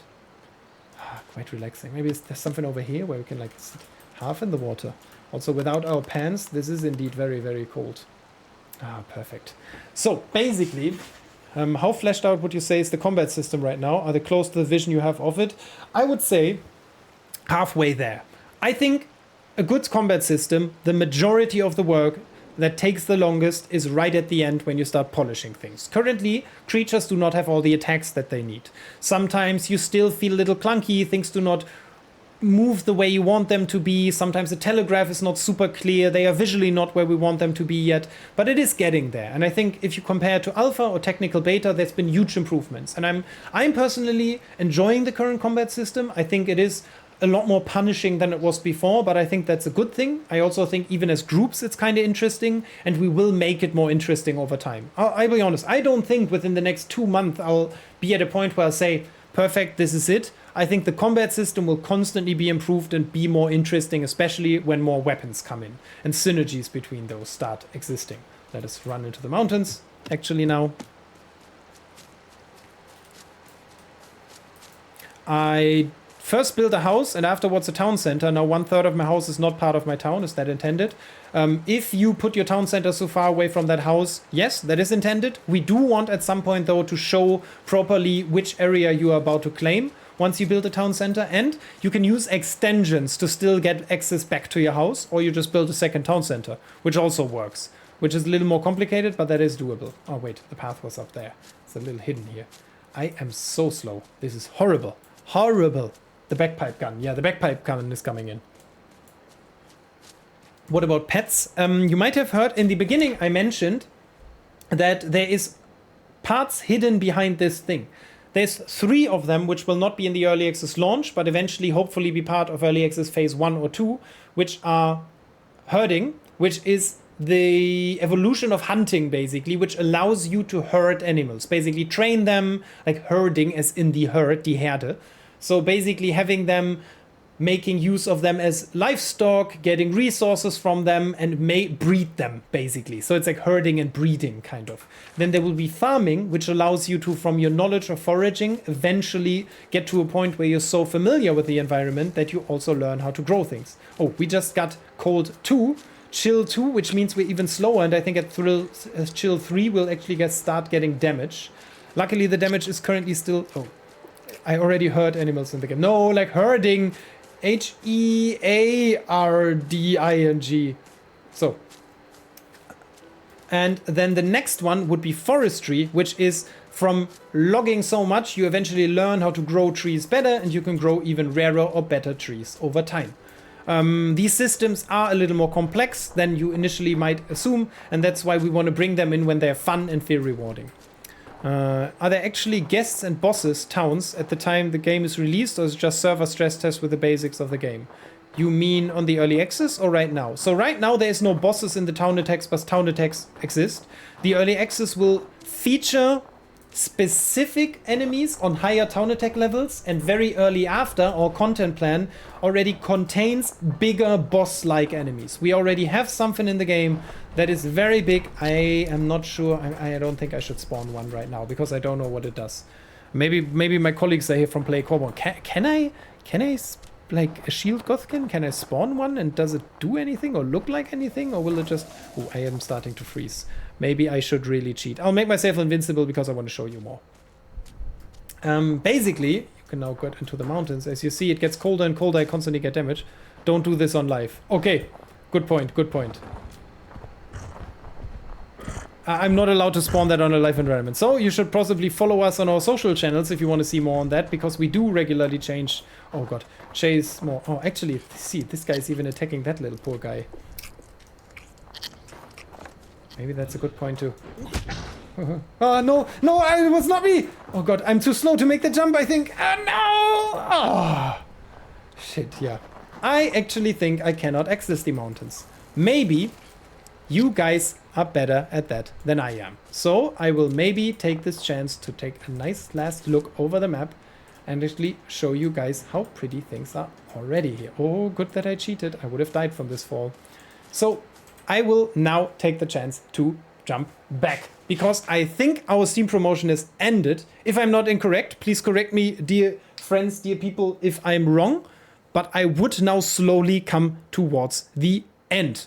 You open a mystery pouch by clicking it and using the use button on your inventory. So basically jumping to the talk main screen with a beautiful animation. Shout out to our artists who made that one. Even though it didn't, it did before, it kind of worked better. At some point, maybe I broke it, or who knows. Anyways, can you build at the bathhouse? Currently, I can. You still have 10,000 viewers? Yeah, then I'll of course stay here. I mean, what the hell? Hell yeah. 10,000 viewers? I should get paid to do this stuff. Okay, anyways, then I'll show you some more neat little things in our game. Because there is indeed some very unique environments, and I can talk about pits. Pits is another very interesting thing that will be in this game. So, people sometimes ask, are all the adventures, and I'll explain a little thoroughly now what adventures are. Imagine you go to Korheim and there's an NPC. That NPC is the expedition leader, and the expedition leader is looking for people to go to Idonia, which is an overrun city outside of the Shield that needs your help to gather people, get the citizens back and rescue them. Also, while you're there, why not grab some resources? I mean, so basically you go to Idonia, and there is a relay tower built there, which kind of is linked to the Ultracore and is trying to turn on and protects it a little, but not fully. And now you're sent there to defend that relay tower and therefore secure the mission to help and extract the poor citizens of Idonia. So for that purpose, you can jump in even with a low-level group. And that low-level group now, let's say 5 people, jumps in and you play. And every few minutes, attacks of enemies attack that relay tower. And there's 2 phases. These 2 phases are the attack phase and the gather phase. Because you can build on that map. You can go in and you can build defense walls. You can build houses. You can build defenses to keep the enemies away. They will, though, storm in and destroy all of it. And in the gather phases, you can also go to certain areas, locations on this map. Let's say on that map is a cave entry. And from that cave, more and more Gothkin are spewed into the map. Why not go there and detonate a few of these disgusting, there's kind of tentacles that are holding this cave open. And if you destroy them, that cave will collapse and these Gothkin won't spawn anymore, which will give you extra time to gather even more resources around the map. Or you could go to Idonia and help the people to be saved, bring them back to the relay tower and get extra rewards.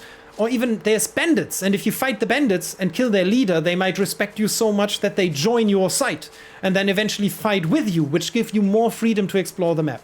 So each of the locations I just described can or cannot be in a round. Whenever you drop in, you're confronted with a different setup to keep things interesting. And the more waves you kill and the more objectives you do on that map, the more spoils you get. Spoils is kind of like a currency. So let's say everyone collects spoils together as a group and you have 100 spoils. At the end, you will get a reward, which is representative of those 100 spoils.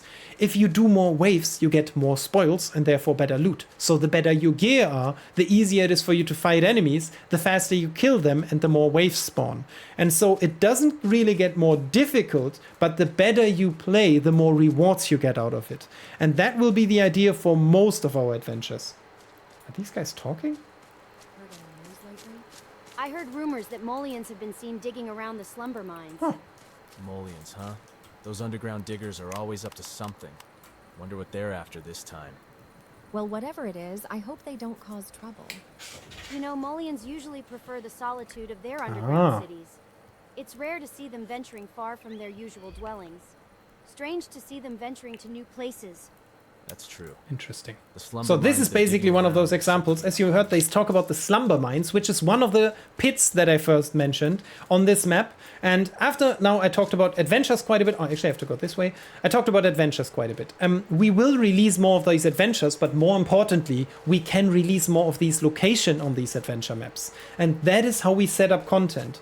We don't see that adventure as done and fun and now it's over. We will, for example, every few weeks bring in another location, and then in that season, which a season can be a week or a month, it depends, that content is in there or it isn't, or that content changes slightly. Imagine it like festivities. Weather can be an event or like can be a season. There's just certain little changes. So basically pits are then like tiny, because people asked, are there dungeons? And I would say adventures are kind of like dungeons. Like if you compare to an MMO dungeon, it's very similar. It's an instanced experience that you go to with a specific group. You bring in loot, you get out loot, and if you die in there, you fail, and then you can go again or whatever.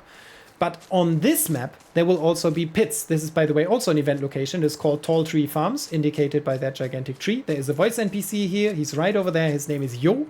And if you want to talk to him, you have to do that yourself in the currently open demo of this game. Please download it. Anyways, we are running towards one of those pits because I want to show that to you. A pit is, I always say, a high commitment area on the map. There's areas on this map where there will be more aggressive NPC who have way worse attacks and who will, because all of these NPC don't do that specifically, actually attack your buildings if you put them there. So you can build there, but it is a lot harder than in other areas. It might be worth it though, because it makes it much easier to gather there or to have more resources or whatever. These pits will then basically feature higher respawn rates, and imagine them as like an area that always has an entry area, and that entry area is very highly frequented with NPC. You have to fight your way in. Then there's some areas where you can take breaks and be a little more careful about things. But then at the end is a big reward. There is something even like a boss, or there is a rare NPC that is regularly respawning. And if you kill that, you get better loot, you get rare recipes or schematics as we call them, and all those things are possible in these pits. These pits are not everywhere on the map, and we will eventually put more in. For example, caves.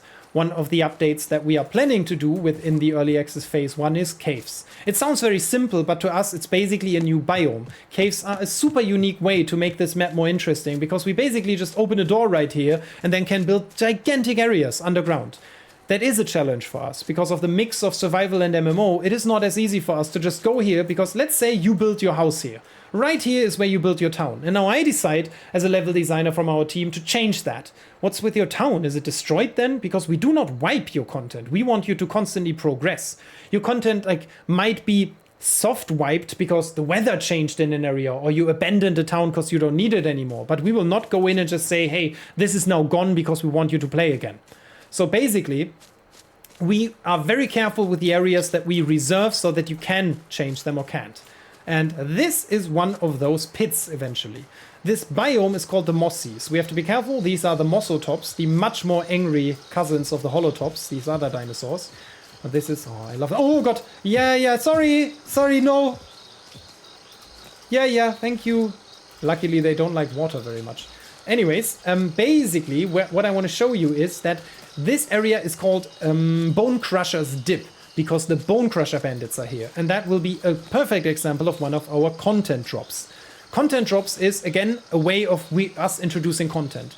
A content drop can, for example, be the night, which just is simply enhancing the night. The light changes, and there's some more gameplay. Specific creatures suddenly spawn during the night. You can build a torch that attracts these creatures, and there's some new recipes and new resources. It is small, but we want to, on a bi-weekly to 4-weekly basis, constantly bring in at least small drops of content so that you feel like it is worth investing into this game. And before I show you that area, I want to give another one.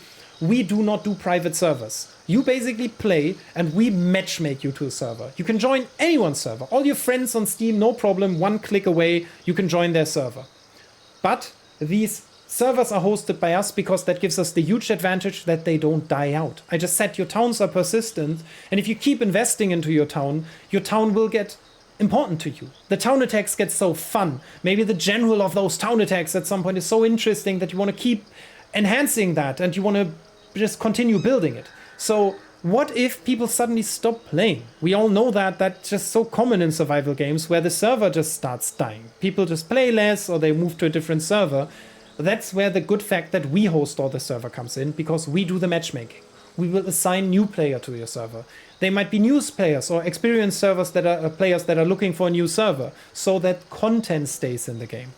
I just read a longer question. If I have a town and somebody else has a town close to mine, if he gets attacked and I'm currently not there to defend my own home, is the risk that these enemies are just going to accidentally target my town instead? No. By the current setting, there might be edge cases where that happens, but we will of course avoid them, and if it happens, that is our mistake. We do already plan ahead for that. They should technically only attack your town. I've not had any other reports, but who knows? Might happen, and then we have to work against it, but that's not intended. But question, but couldn't a single server then be overcrowded? Like when there are 20 players on that server and everyone on the 20 players invites 10 of their friends. Technically, yes. To be fair, that is not our experience so far. And as I said, the 20 to 25 players, so I'll just be honest again. It is 20 players. We already have a buffer for people being invited. And then we also have another buffer for worst case. And we also are technically able to have more people on the server. We are only keeping those specific numbers because we feel like they are best for the environment. And talking about the server's environment. If we realize that 20 is not a good number, or that regularly servers are overcrowded, we just have to see. And to be fair, at some point there is lines. Like at some point there is just a line. You have to wait. And then once that queue is over, you will be let into the server. And maybe once that queue comes in, we already have a feature, for example, where we say, how about while you wait to go to your server, just go to Coreheim, trade with people, enjoy the gameplay there, maybe do an adventure. Why not? You don't have to just sit in front of a screen. We are planning ahead. We will, of course, though, tune those systems over time. I'll be honest with you. We are an indie team. We are 35 people, and of course, I don't want to promise you the world, which I'm doing here constantly because it's Steam and I have to do marketing. By the way, wishlist the game, huh? And anyways, basically saying that we will learn over time together with you as our players what the best values for this is. By the way, learning. This would be a pit. This is where, for example, you would see enemies. I could actually, by the way, fall through that. Kind of mean. This is where the Bone Crusher bandits will live. And that might, for example, then be a content drop. Currently, this area is empty. There's no bandits here, no bandit leader, nothing is happening. You might have already seen it. But eventually, we will spawn bandits here that, for example, might set traps that might attack you. And up there will sometimes then maybe be a bandit boss, which is a lot more challenging. And maybe you even have to do specific things to actually make it spawn or make it interact with the environment. You get the whole world. Yeah, this is not here yet. I know that something will, for example, at some point be here. Yeah, anyways, this is basically what a pit looks like. A wonderful area made by our level designer Basti. I should do that more. I regularly try to shout out people on the team because we have an amazing team. I might carry the fancy title of creative director, but this is very much a common... what is it? Is it common effort? Collective effort, that's it. A collective effort of an amazing team of incredibly dedicated and talented people. We've been, and especially they've been working their asses off to bring this game to you guys. And I understand that sometimes it feels like, hey, why is this not there? Why is that not there? I sometimes see that, to be fair, as a compliment. Because you are expecting a lot from us because you see a lot of potential in this game. And so do we. Just sometimes bear with us if it takes us longer than it takes a AAA studio to get things in, because we actually want to listen to you and make a decision that feels good to you guys and not just best to what our individual vision for this is. So, continuing. This would, for example, then be a cave. We will maybe put some effects here. And as I said, this then would be a pit. These areas will regularly maybe change in their nature, more or less enemies spawn. This might also be one of those like events where suddenly in Coreheim an NPC pops up, which you might have already found there, that talks about the Bone Crushers bandits who are looking for people because they want to punish people. Oh, actually getting warm. It must be very warm here then, because like I actually have warm resistance on my gear. Let me jump down here real quick. I think I'm invincible. I don't get fall damage anyways. Could you please try pressing? Yeah, generally if you have problems with buttons not working and everything, a wonderful thing of pressing escape twice helps. Maybe a good point to go through the most known bugs. A lot of people have screen tearing. Channeling V-Sync often helps with that. anti-aliasing also sometimes help. If you get stuck on the sword and it doesn't work anymore, sometimes what helps is drag it in and drag it out of your inventory. Oh, I should get a potion. Maybe I'll drink it. So basically what also sometimes helps is just pressing escape twice. If you can't do anything anymore, they are known bugs. We are working on them. We'll roll out some patches for a lot of them already. From our perspective, things are running pretty smooth so far because we are doing our open beta as part of Next Fest. And I think that is for some people, of course, hard to understand because there's a lot of very polished demos, beautiful games next to us. But we are really doing our best currently to stand out as just a different type of game. Maybe we can actually visit the Mullion mines that these guys talked about just now. Why is early access the right way for you? For us, there's two main reasons. Number one, and I'll just be plainly honest, early access is a great way to early also monetize your game in a way that allows you to continuously develop it. And once you go into early access and it's going well, your position is also much stronger when you're talking to potential investors and other people. Then, additionally, it is also just a great way of already getting your game out and having a dedicated community. Oh, no, thank you. Having a dedicated community that actually shares feedback with you, because this is a live service game. And we started feeling like, yeah, sure, we could put another 8, 9, 10 months in it and build what we think is a good game. But even from our alpha, we learned so many things about what players just don't like. And I think there's nothing better than to build a game for people with the people that you're building it for. I just love live projects. I've all my life worked in big community projects that regularly interact with the people and do their best to care about their opinion. And of course, luckily my co-founders and everyone in this company agrees with that vision, and that's how we set up this company. And early access is just very much in line with that.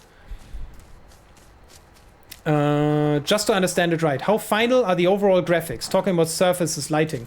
I would say lighting is one of the least polished ones because this game looks a million times better when it's properly lighted, lit up. I think it's lit up, sorry. I would say graphics. I personally think this game looks gorgeous. I think that's just, I guess there's just taste and just facts. And I'll very rarely be very like straight up. If people disagree, that might be taste. I think this is a beautiful game. And we are not reaching its full potential when it comes to lighting. And of course, some areas of it will still keep polishing, will introduce new things. Generally, this is what the game will look like, though. This is the graphic style, but don't underestimate lighting. I agree that lighting is not perfect now, and if you do proper lighting, it makes things a lot prettier. This is the mountains, by the way, now. Oh, damn. I kind of want to show you guys an alien wood tree, because there's rare trees in this game. They're very hard to find, though. I kind of was hoping I'll find one.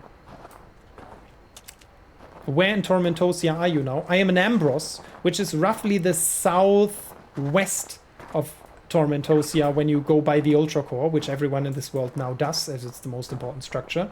And yeah, that's where Ambros is. I also like the look. It's consistent and atmospheric. Thank you very much. I think it took us quite a while to find the look. I am very happy with it. Like I said, I totally understand if someone doesn't like it. I think it's beautiful, and especially as an indie studio, it's just much more consistent, and it's just better for us to pick a style that's a little more timeless. Because we could have gone for realistic graphics. It's not like this. I think that's a huge misconception, that people think stylized, or we call this simplified realism, is easier to do than, for example, realistic. I just highly disagree. I think that is completely and utterly wrong. And developing a style is, in no matter what the graphic style, is hard, and to make it consistent is like equally hard.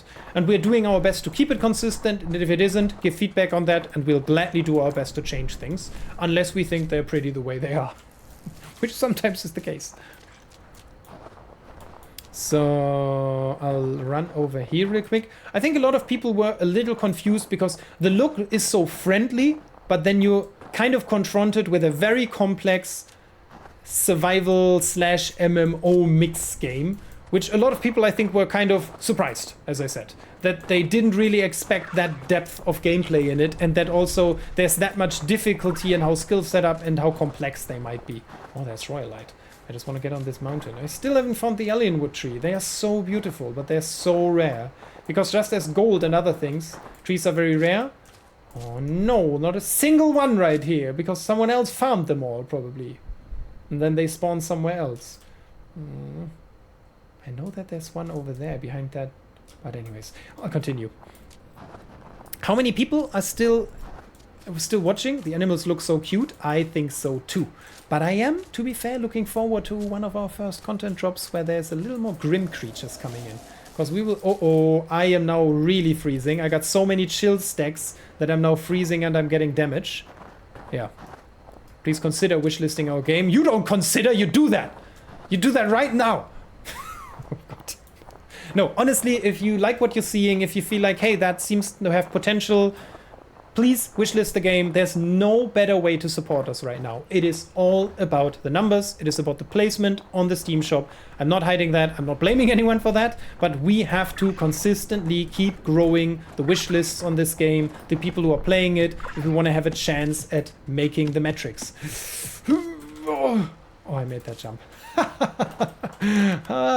Bye-bye, I'm cheating. So...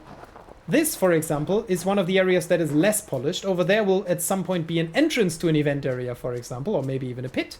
And generally, like I said, I would already be really struggling. Dying, you see, I'm very slow. We are still working on that the sprinting just bypasses it, or that the sword does, because eventually you will get so slow that it just gets very hard to fight and survive here.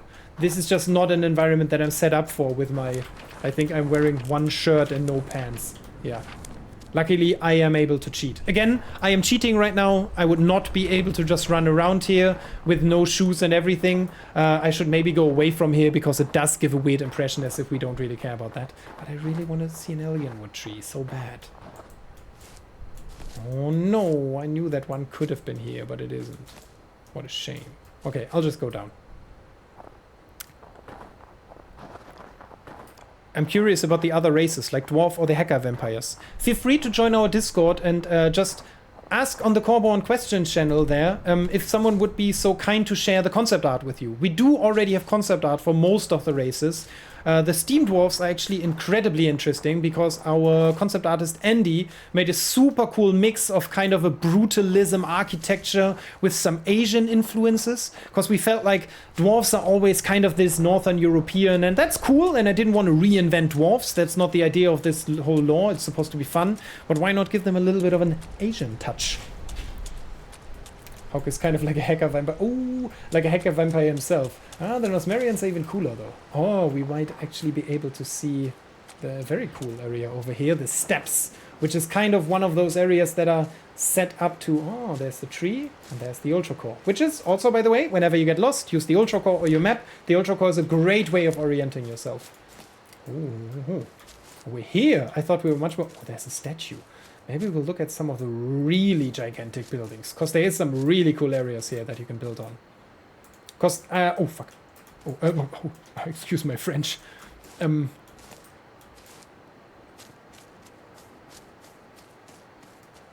There's a big tree on the horizon. That is the golden apple tree, indeed. That will also at some point be a significant location.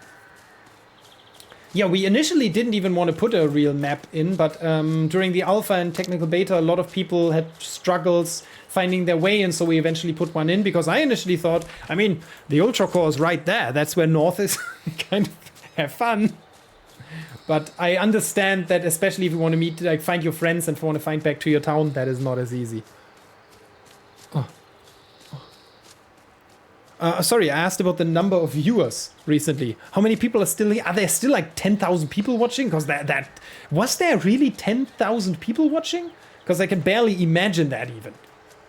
Because I saw some streams on Steam and they had like 4,000 people. And then there's all the games that have been live for 6 million years, 9,000. What the hell? I mean... I have nothing better to do personally, so I can just continue showing you things. And also there is more to tell you, because right now the weather is shifting a little bit. It's getting night currently, which will also actually influence things happening on the map. Not only will weather affect, so maybe I'll turn off the cheats actually right now, because that also gives a better impression then. Will also not only influence the way that the animals behave, for example, but also in certain environments, different enemies can even spawn. For example, in the mountains, there is a rare deer-like creature that I have not seen a screenshot of yet, which spawns under very specific conditions and is super rare currently. So if you happen to see that mythical creature, please send us a screenshot. And we will over time introduce that more and more, actually. That we want to have creatures where you sometimes walk around and feel like, oh, interesting. Maybe there is, for example, a creature that I've never seen before because it is only in this specific area, and you will tell people about it and they'll think you're making this up.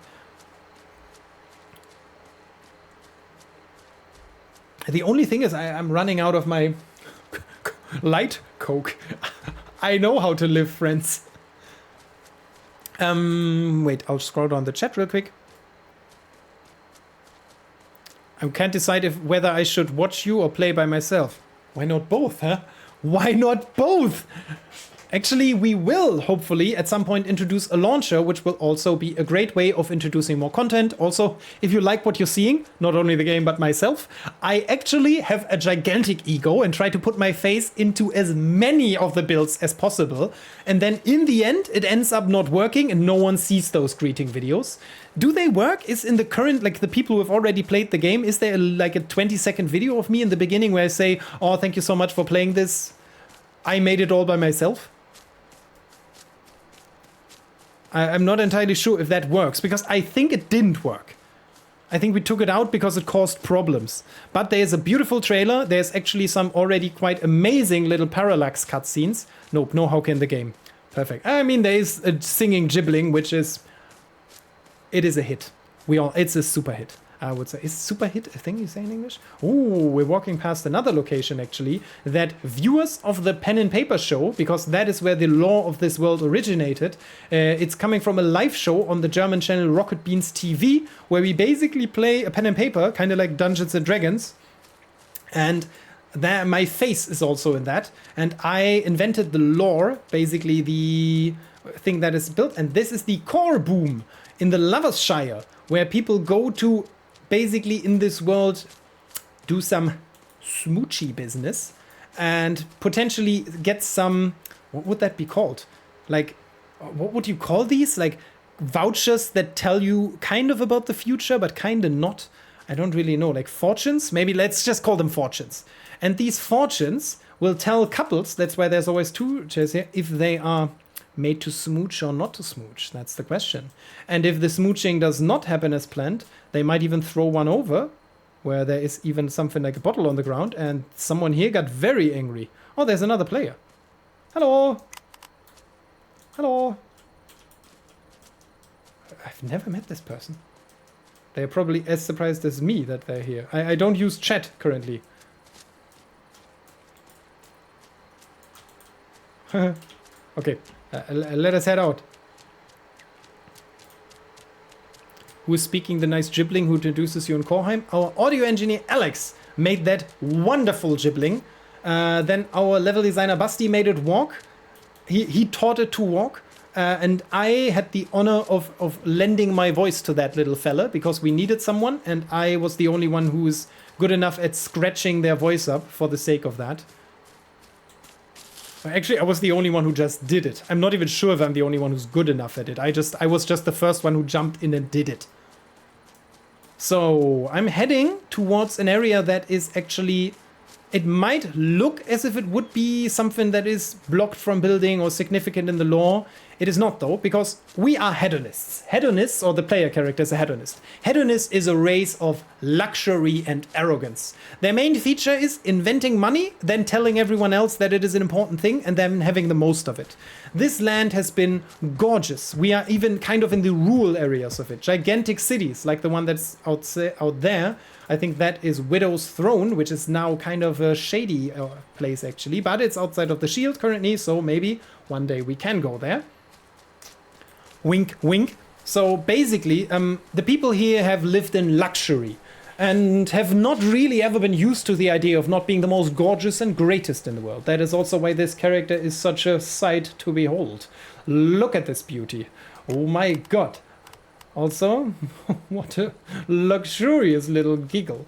Anyways, hedonists have basically lived in the lands of Ambrose for quite a while. The problem with their arrogance is that they're kings and queens who can technically live eternally because there is something called ambrosia, which extends the life of them. We'll also head up there in a moment. And ambrosia basically makes kings and queens reign forever unless their reign is interrupted at some point. And that might happen. And when that happens and the new king or queen takes over, they do immediately abandon each and every construction project in this land. Because it is not for their glory anymore, and who gives a shit? And that is why all over Ambros there is gigantic, pretty but unfinished building projects, because they were just abandoned the moment a new king or queen took over.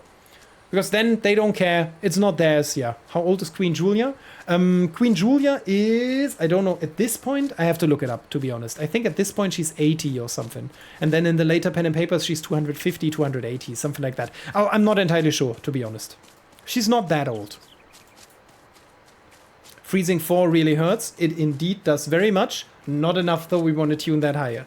Because we want you little fellas to build some nice little puffy jackets. Because you can actually in this game already get completely different armor. You might see that I can already craft some leather things, for example. Or I actually have learned quite a bit about woodworking. We really need to visit that. I only built a little bit of a place and already have it all leveled out. That's a lot. Anyways, basically, going down this route, you will see this wonderful area, which is one of those abandoned construction sites. We have to... Maybe I can jump over this guy. Oh, no. Oh, no. I'm sorry. Shit, he's waiting there. I actually think if I go back out, he'll just follow. Oh, no. I don't want to fight. What a fancy ruin. Yeah, because this is completely... There's another one up there which will visit... Oh, no, no! Oh, God. Wait, maybe we'll visit the little camp where the Giblings lived. Because Giblings, the little guys that you all liked so much in the beginning, these little blue singing fellas, the Gibling are quite some helpful thoughts. They are completely free beings who just love helping. They assist and help wherever they can unless you make them angry. They might unionize and decide that your helping time is over and no one will ever give you anything ever again. And when that happens, you have a problem. But they are also involved in a lot of the construction projects around Ambros, as the hedonists love working with the Giblings. And that's also another interesting point. In our major city, Korheim, where we were in the beginning, and we could now actually travel there immediately by pressing escape and traveling there. I don't want to do that now, though. You will see districts of all the different nations. I've never met this guy. Does he talk? I've actually never met this guy. My great-grandchip already worked on this construction site. But with the war and the Sorgoth situation, work had been paused. I can't wait to get back to this and finally finish the work that my ancestors began. You might have heard the voices are of all sorts of people from our team. Okay, I think I might have to actually get rid of this guy. With my very horrible gear, you see I was... Oh no! Oh God! That was close. You might see that I do very... Oh God, no, no, no, no, no. No, no, no, no, no, no, no, no, no. No, no, no, no, no, no, no, no, no. Maybe we're lucky and he doesn't follow us all the way here. He doesn't. Perfect. But we should wait until he's back home. So, basically, these little fellas are all around the world, and again, they narrate the lore of this world. All the things that I told you about the hedonists, you can learn them by listening to these NPC, by interacting with them. There's, for example, there's one up there. There's one right over there, actually voiced by Dalukat, famous German streamer. And that is another interesting thing. If you are a streamer and you're watching this right now, or you're in any way a content creator, we would love to get in touch with you. First of all, because I would love to get my game in front of the people you stream for. Secondly, we noticed that it's just the best way for us to grow a community. It is people who have already found a common thing or something in common that they like. And if the streamers generally like our game, their audience will most likely too, because they care about survival games. They care about... What the hell? Come on. Can't you just leave me alone? I'm not doing anything. Maybe I'll actually let him kill me and then... Do I have anything that... Also, I don't have anything to make food or any bandages or anything. Like, this guy will just... Okay. Basically, so... Oh, let me just check, because I'm receiving some messages. None of them being specifically for me, none of them being important, though. So, basically, we are aiming to get the word out to more people. Get involved with communities that might really like this game and might really be interested in sharing more of it with... I don't know. I don't know how to get rid of this guy. This game is way too hard. I have no idea who made it. I just want to listen to this little guy. Alright, I'll try to fight him if he kills me. Okay, may the better gamer win. Come here. You're gonna get your ass kicked. Luckily, they don't really have... Oh, luckily, they don't have all their attacks yet. Oh, no! Oh, no! Oh. I didn't have stamina anymore. I wanted to dodge, but I couldn't. Anyways, that's a good way to show you what happens when you die. Because when you die, you actually do see it right over there, a gigantic pink beam in the sky, which will, for 30 minutes, indicate the location of a gravestone, where you can pick up all the loot that you had, with the exception of the stuff on the right. You will always keep your gear, your quick slots, and your tools, but everything that was here will be gone, and it is lying right over there. That might be a problem, but... Currently, we have a bug where deterioration kind of affects these, but we're already fixing that. It might even be fixed on the current build already, but I would now have 10 minutes to run over there, 30 minutes to run over there and get my stuff back. That will eventually turn into a more complex system where if you don't do it then, maybe there's an NPC selling your stuff to you once the trade market is in, and so on and so forth. A lot of very complex things.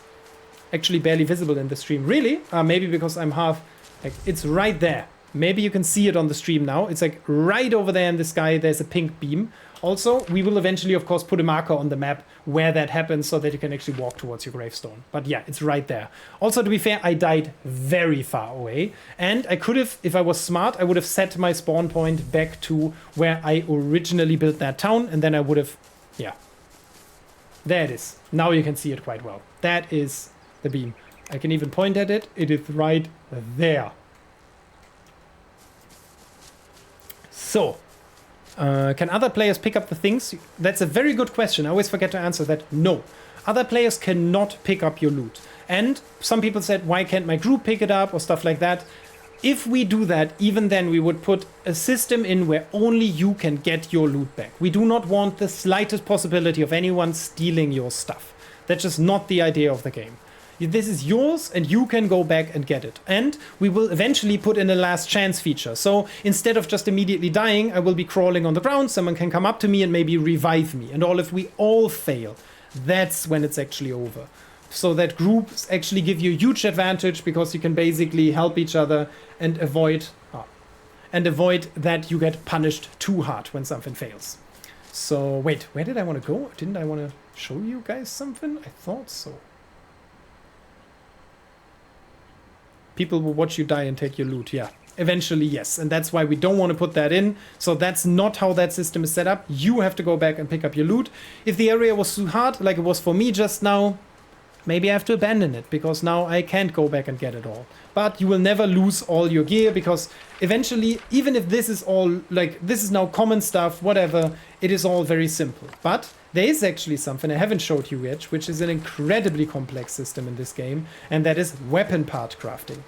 If there is still some thousands of people watching, let me just walk back to that town that I cheated so gracefully, but defended so easily, and I will cheat a little more to actually build something that is called a proper weapon.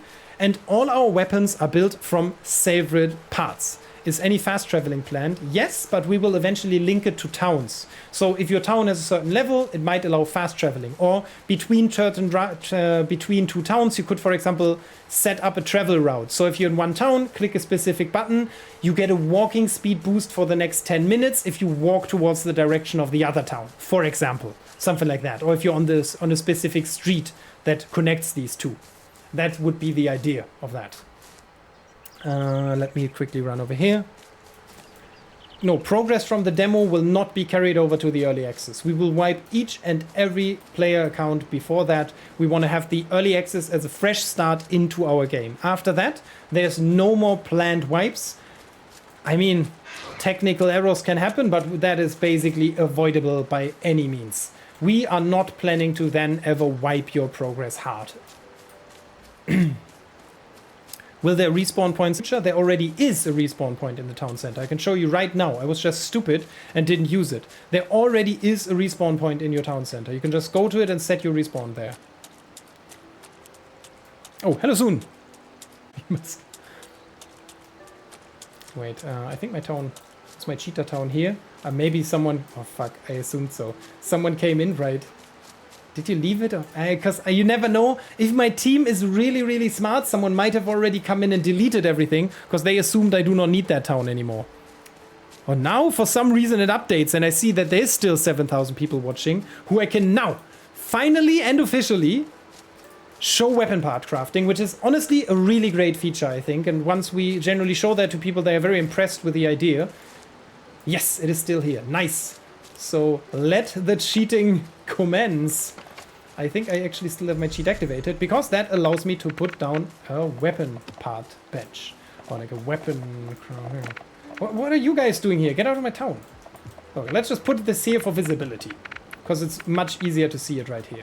So freeze placing and bam, there it is. So now I need some resources to actually build that. And since I just lost all my resources and I'm also lazy as hell, I will just cheat some resources super quick for the purpose of showing you what I'm actually doing. Wait a second. I mean, there's so many people watching who's going to stream a while anyways. I'll just gather the stuff. Come on, there's a forest right over there. I need some stone. We can easily get all of that. Tack, tack, tack, tack, tack. Tack, tack, tack, tack, tack, tack, tack, tack, tack, tack, tack, tack, tack, tack, tack. Get out all the reed. And then the chopping starts. Also, we will get some more recipes while we're chopping. Some skill. And I can look at the chat.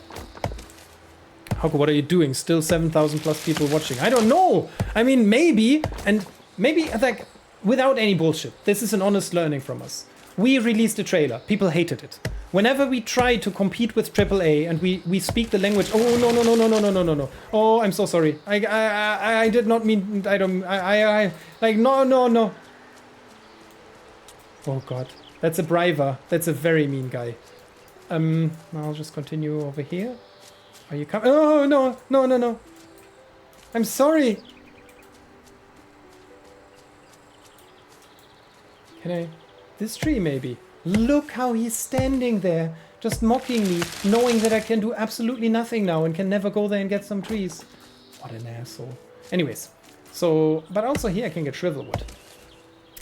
Basically, we noticed that whenever we show our game to people, people get it so much better. They understand so much better why this might really be fun. It is just a nice survival game. We just sat down and said, what's the type of game that we would like to play? And that's the game we made. And it might not immediately in the trailer look like the most action-packed thing you will ever play. But it will definitely at least feel like something that someone invested some thought into, that has played some video games before, and also wants to hear how you feel about their video game. Oh, there I got... Oh, another military pouch. I'm so glad that they are so bad tuned. You get way too many of them. And I think I get the same recipe, because there's currently only one in them. Nice! Delete that one. Nice. Delete that one. That will also be fixed with the next update, that there's so many of them. It has a very great lore. I love the world. Thank you so much. Because, oh, this is a very rare mushroom. Let's take that one. Because, honestly, this is the first time I sat down, I wrote several lores for several worlds, and whenever I had an idea that was too much fun, too crazy, too weird, just not fitting into something else, I felt like, why not give this one a chance then? Oh, wait, let me just quickly check for the pieces. Because this is shrivelwood timber I need. Oh, but that's the better one. Damn, I can make those? But I want the normal ones. Here it is. Oh, cool. I have all the parts for that. Maybe actually I have enough for the handle. And then I just need a cross guard, for which I need some stone blocks. That's the better one. I need the little... that's the weight stone. No. Which we also, thanks to the player feedback, we just changed the flux to be available much earlier so that you can also get it faster and don't have to be stopped by the progress. This is what I'm looking for. I need some clay and some stone. For that I need a pickaxe, which I can make as soon as I get some twig and some plant fiber. Let us go down there and see if that little asshole guy that is bullying us is now gone. Oh, more resin. Tack. Just get all of these. Tack. And he's still there.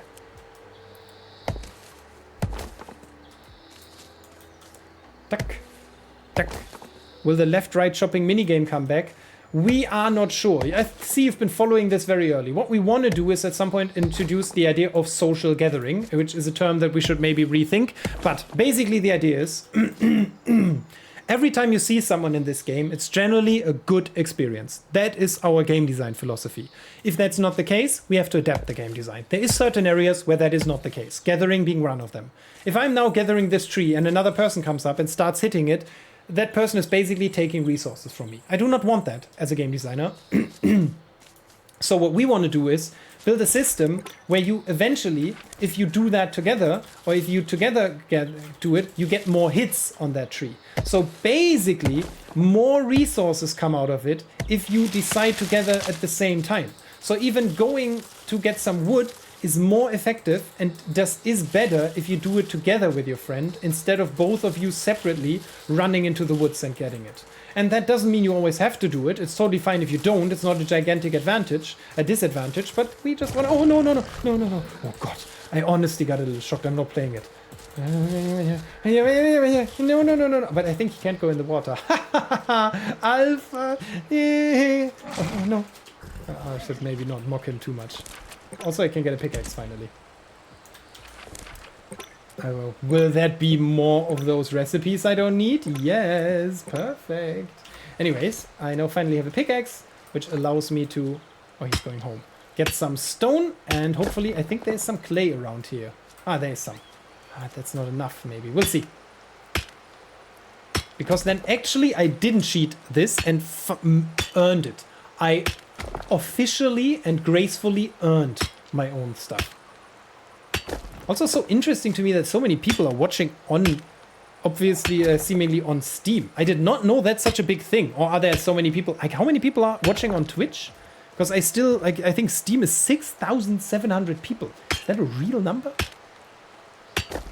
I can't use the food. You can use the food, you just can't eat raw food. You have to cook the food, like by, for example, making this little dry plumquat, some rhubarb or some tough jerky, or make the mushrooms, or this. You probably played the alpha. Raw food is not edible anymore. That's like your problem. We like to see you cheat. Yeah, that's indeed. Like, and I not that I do that often. Wait a second. Do I have enough? No, we are missing some clay. This is the river though, so... Damn, it is so far though. Maybe the next intersection of the river has some clay? Or do we wait for it? Oh, that's dawnwood. That's a rare tree. Do we have space? Yes. This is a rare tree. Dawnwood. Come to Papa. Nice. Like you even see that that has a little bit of a green underlying thing because that is an uncommon resource, and I already know the recipe for the uncommon version of this blade, which is here, and that requires 6 dawnwood. So if I would continue farming a little bit, I might get more fine resin, more dawnwood, and then eventually I can make an uncommon blade, which has 33% better stats than other things. But I am on the progress of getting my clay so that I can finally show you the good old system of weapon part crafting. Is there... Oh, there's clay. I already see it.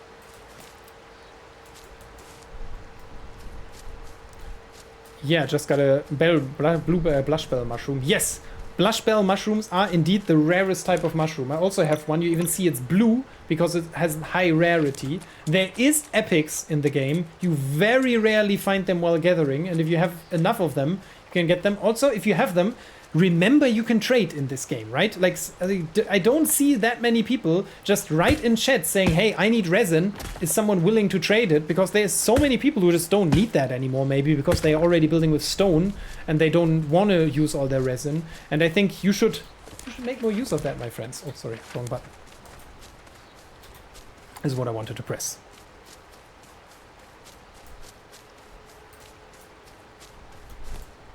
Oh, the question for mounts in the game. Yes, mounts are at some point planned. We just feel like currently the map is not yet big enough to already bring something as fast travel focused as mounts in. It feels like it would kind of not make the experience much better, to be honest. So, back to good old cheating. I actually already have a woodworking bench. So, what I'm gonna make now is, how about I make a shrivelwood blade, combine that with a light wood handle, because that is also good. Then I just quickly check, I want to make this. For that I need a geocasting bench, which I don't think I have all the stuff for it. Maybe I do. Oh, also I need at some point, I need to rebuild that wall, but why not work in the fresh air a little bit? Perfect, there it is. I did have the resources. Oh, I was cheating. And now I make a stone crossguard. And so that I can show it better, I will also maybe make another blade. Do I have still a... I I don't have enough resources. That's a shame, because I would love to show you... What am I missing for the blade? Maybe I'll just do that. Some more clay and some more stone. Yeah, I really want to show that to you. Like, come on. Like, no, now is not the time for that. 2 minutes. You can all stay. I'll show you in 2 minutes. Because I really want to show you a specific part of the system. Because there's a really unique thing about it. Let me just quickly get my pickaxe back in. Because good that I left the clay. Perfect, Hauke. Just being kind of too hasty about it. And instead of just getting it done, you now have to run all the way back. Oh, we can visit... Oh, wait. I want to show you another thing, because there's a very cool little creature around here. I think I actually heard it a while ago when we were walking by. Hey, what the hell? I'm not doing anything. So rude. So, let me just quickly walk up here. Maybe we also get lucky and some stuff respawns, actually.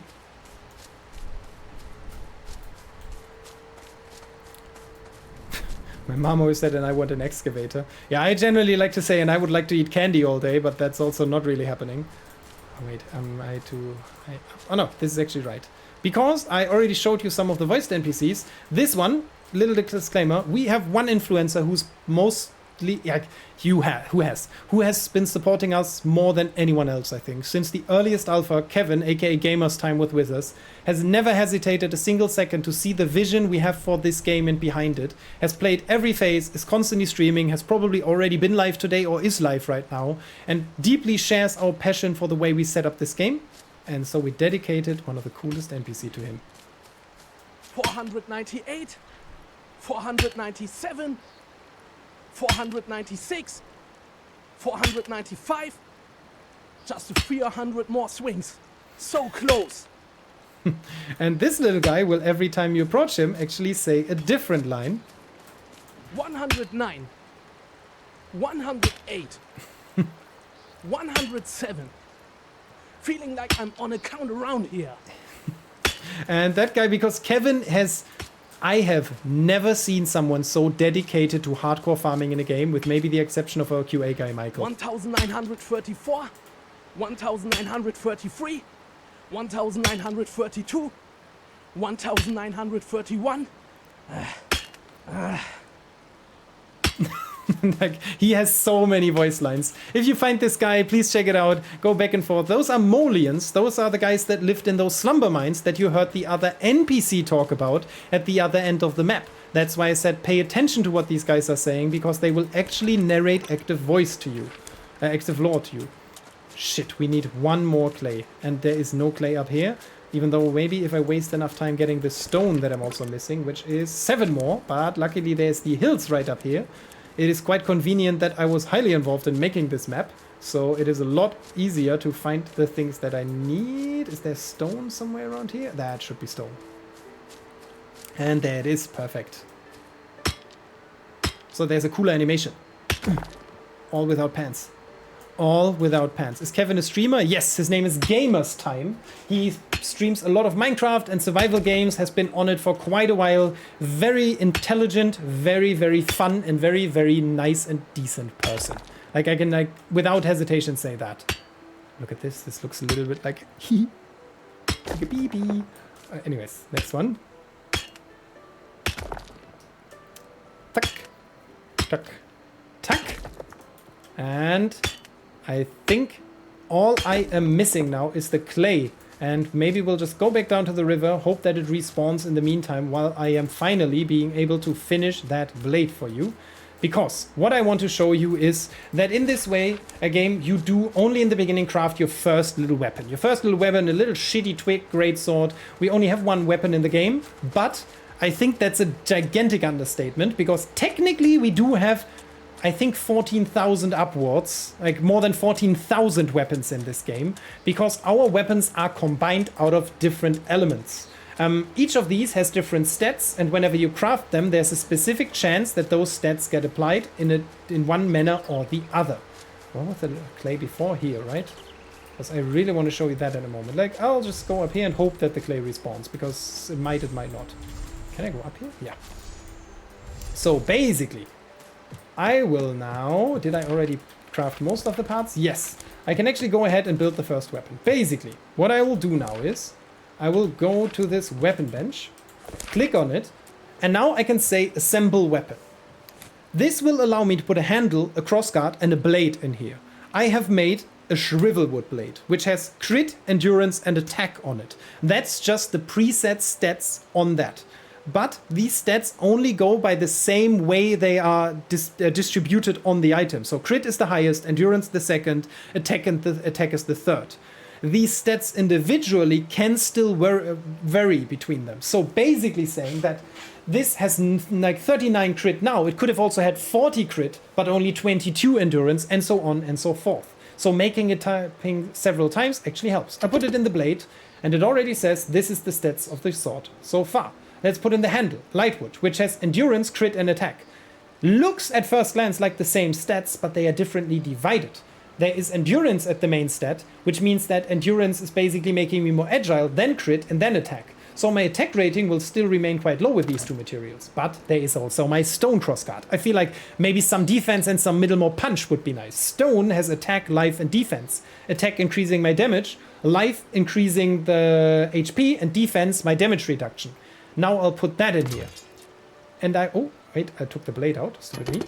And if I now press assemble, it actually makes that weapon. That weapon now has a unique name, which is Strong Falchion of Opportunity, has a gear score, which is the combination of all the stats on that sword, and has all the stats of all the individual items that I use to combine that sword.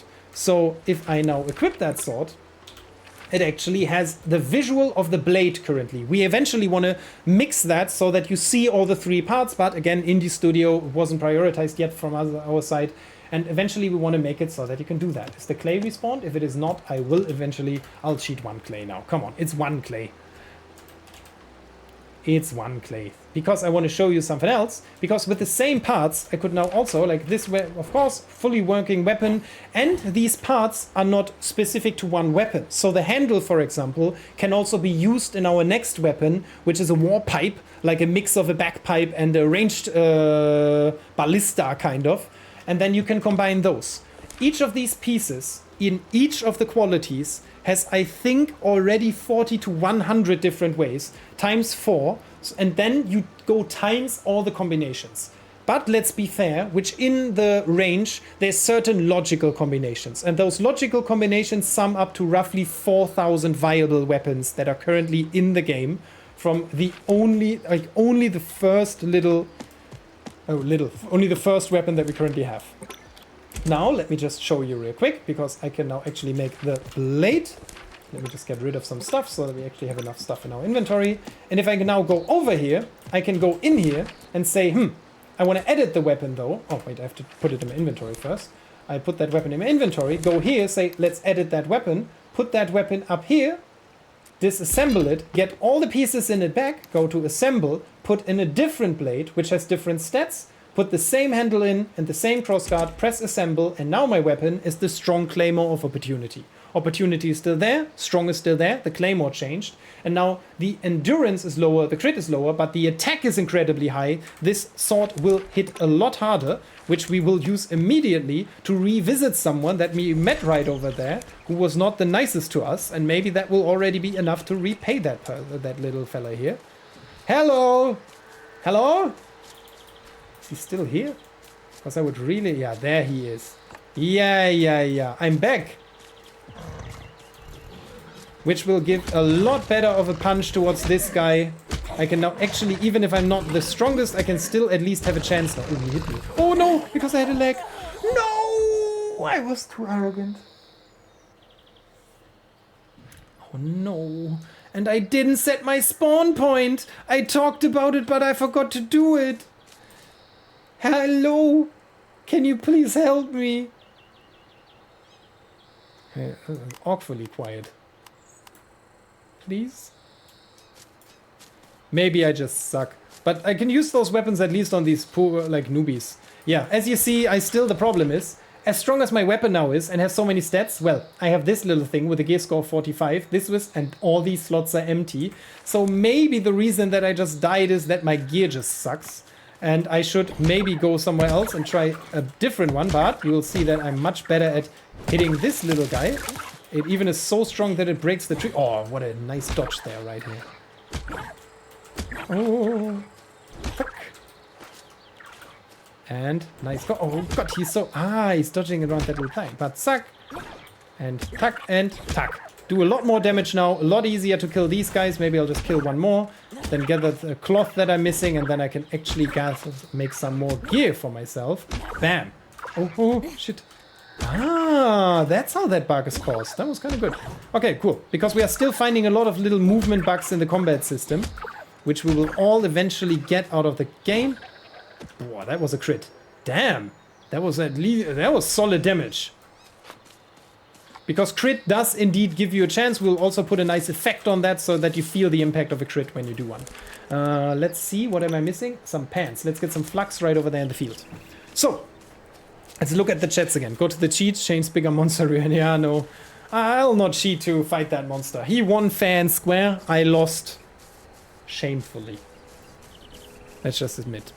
Any more questions? Because I think I am getting to the point where my voice is starting to tremble a little bit under the sheer weight of the pressure of 7,000, or no, it's 6,000 people now still watching me in awe, being so amazed by that this game could now be in their hands, free, at Steam Next Fest, playing the demo right now if they only press the play demo button and maybe wishlist it, because that would actually really help us. So if you don't mind, check out the game, see all these things for yourself, let us know how you feel about it on our Discord. The links are spammed everywhere because we'd love to hear your feedback, and make sure to wishlist our game. We will, and we're not just saying that, continuously develop this game to get better. Our early access is for us an opportunity, it is not a cash grab.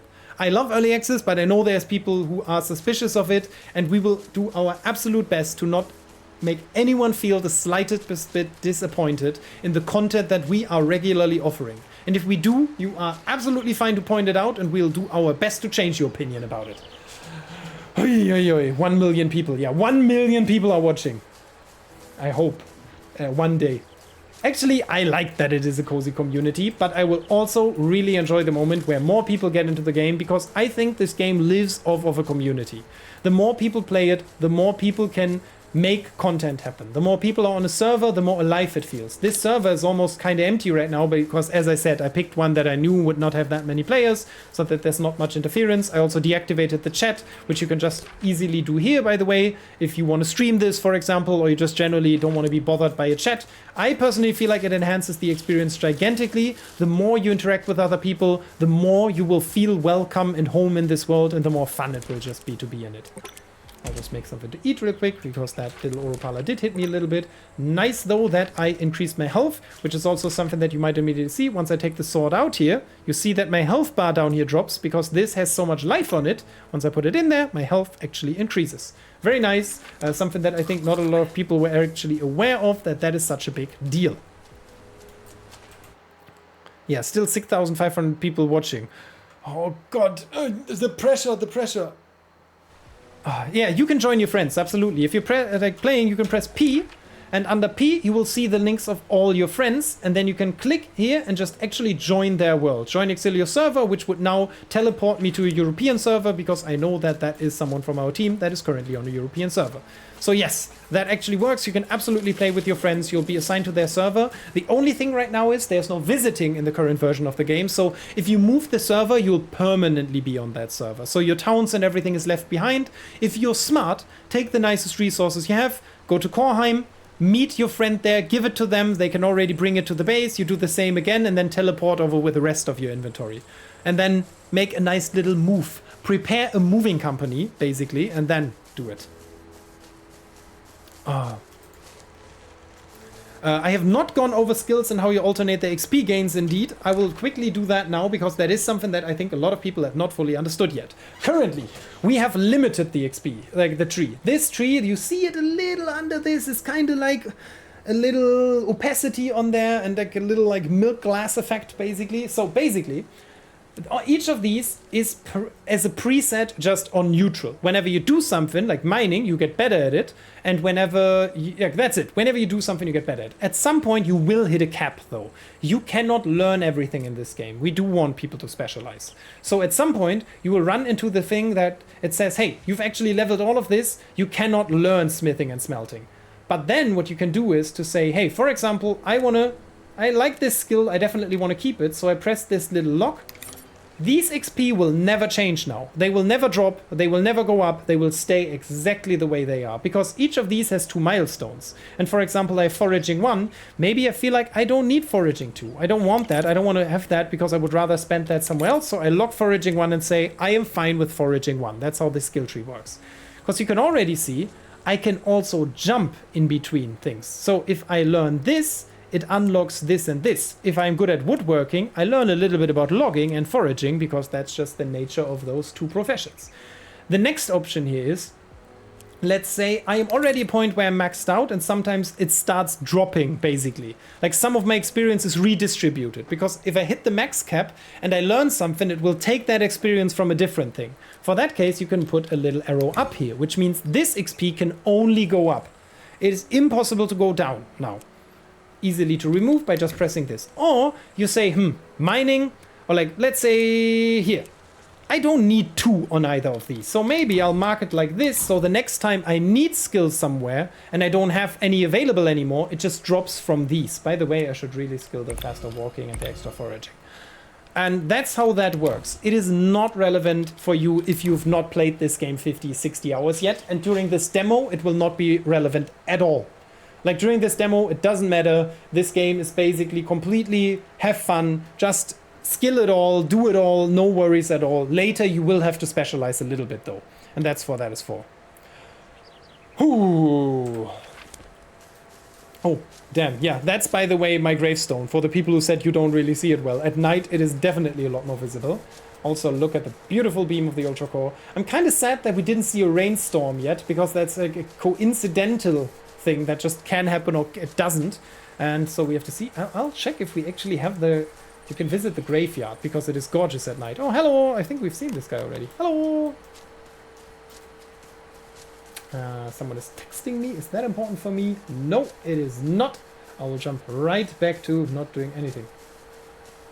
Oh, what is I?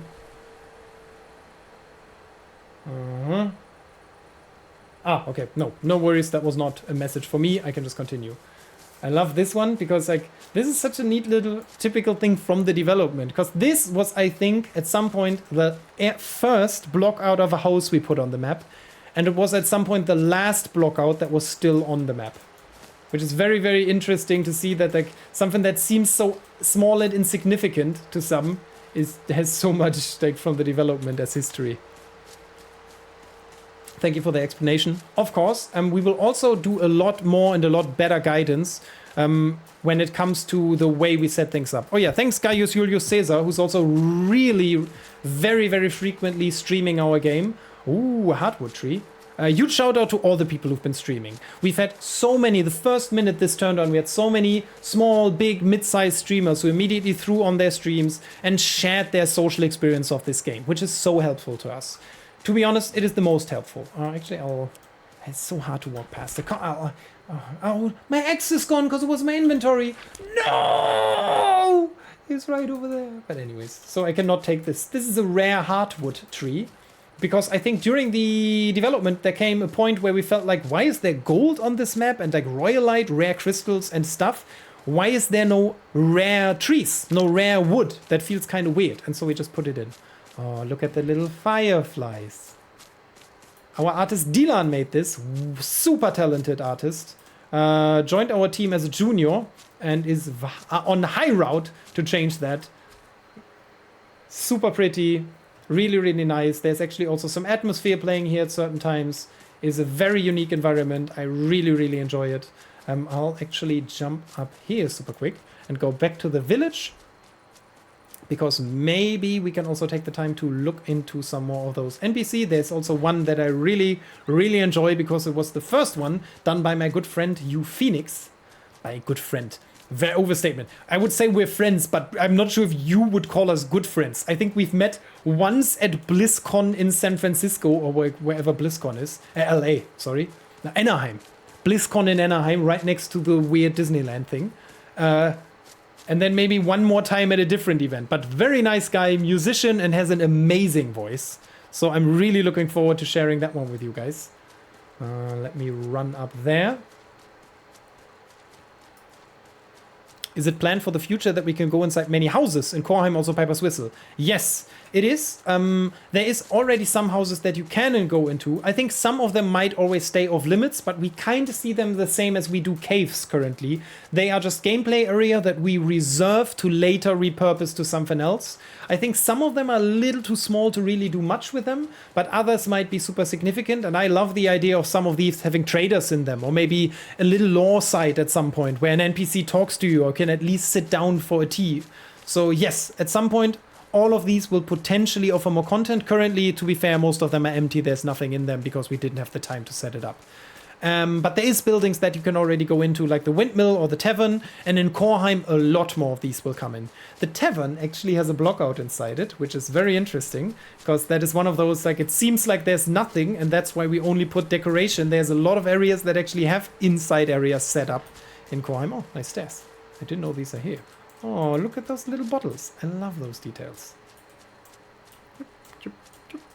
This is so pretty. I really like this. These stairs are so cool. I don't think I've ever really seen them, because that's not an asset we use super frequently. They're so gorgeous. Are that no, different ones? Super cool. So yeah, at some point we hope to be able to open these doors up and allow people to go inside. Wait, this is the path. This is the way.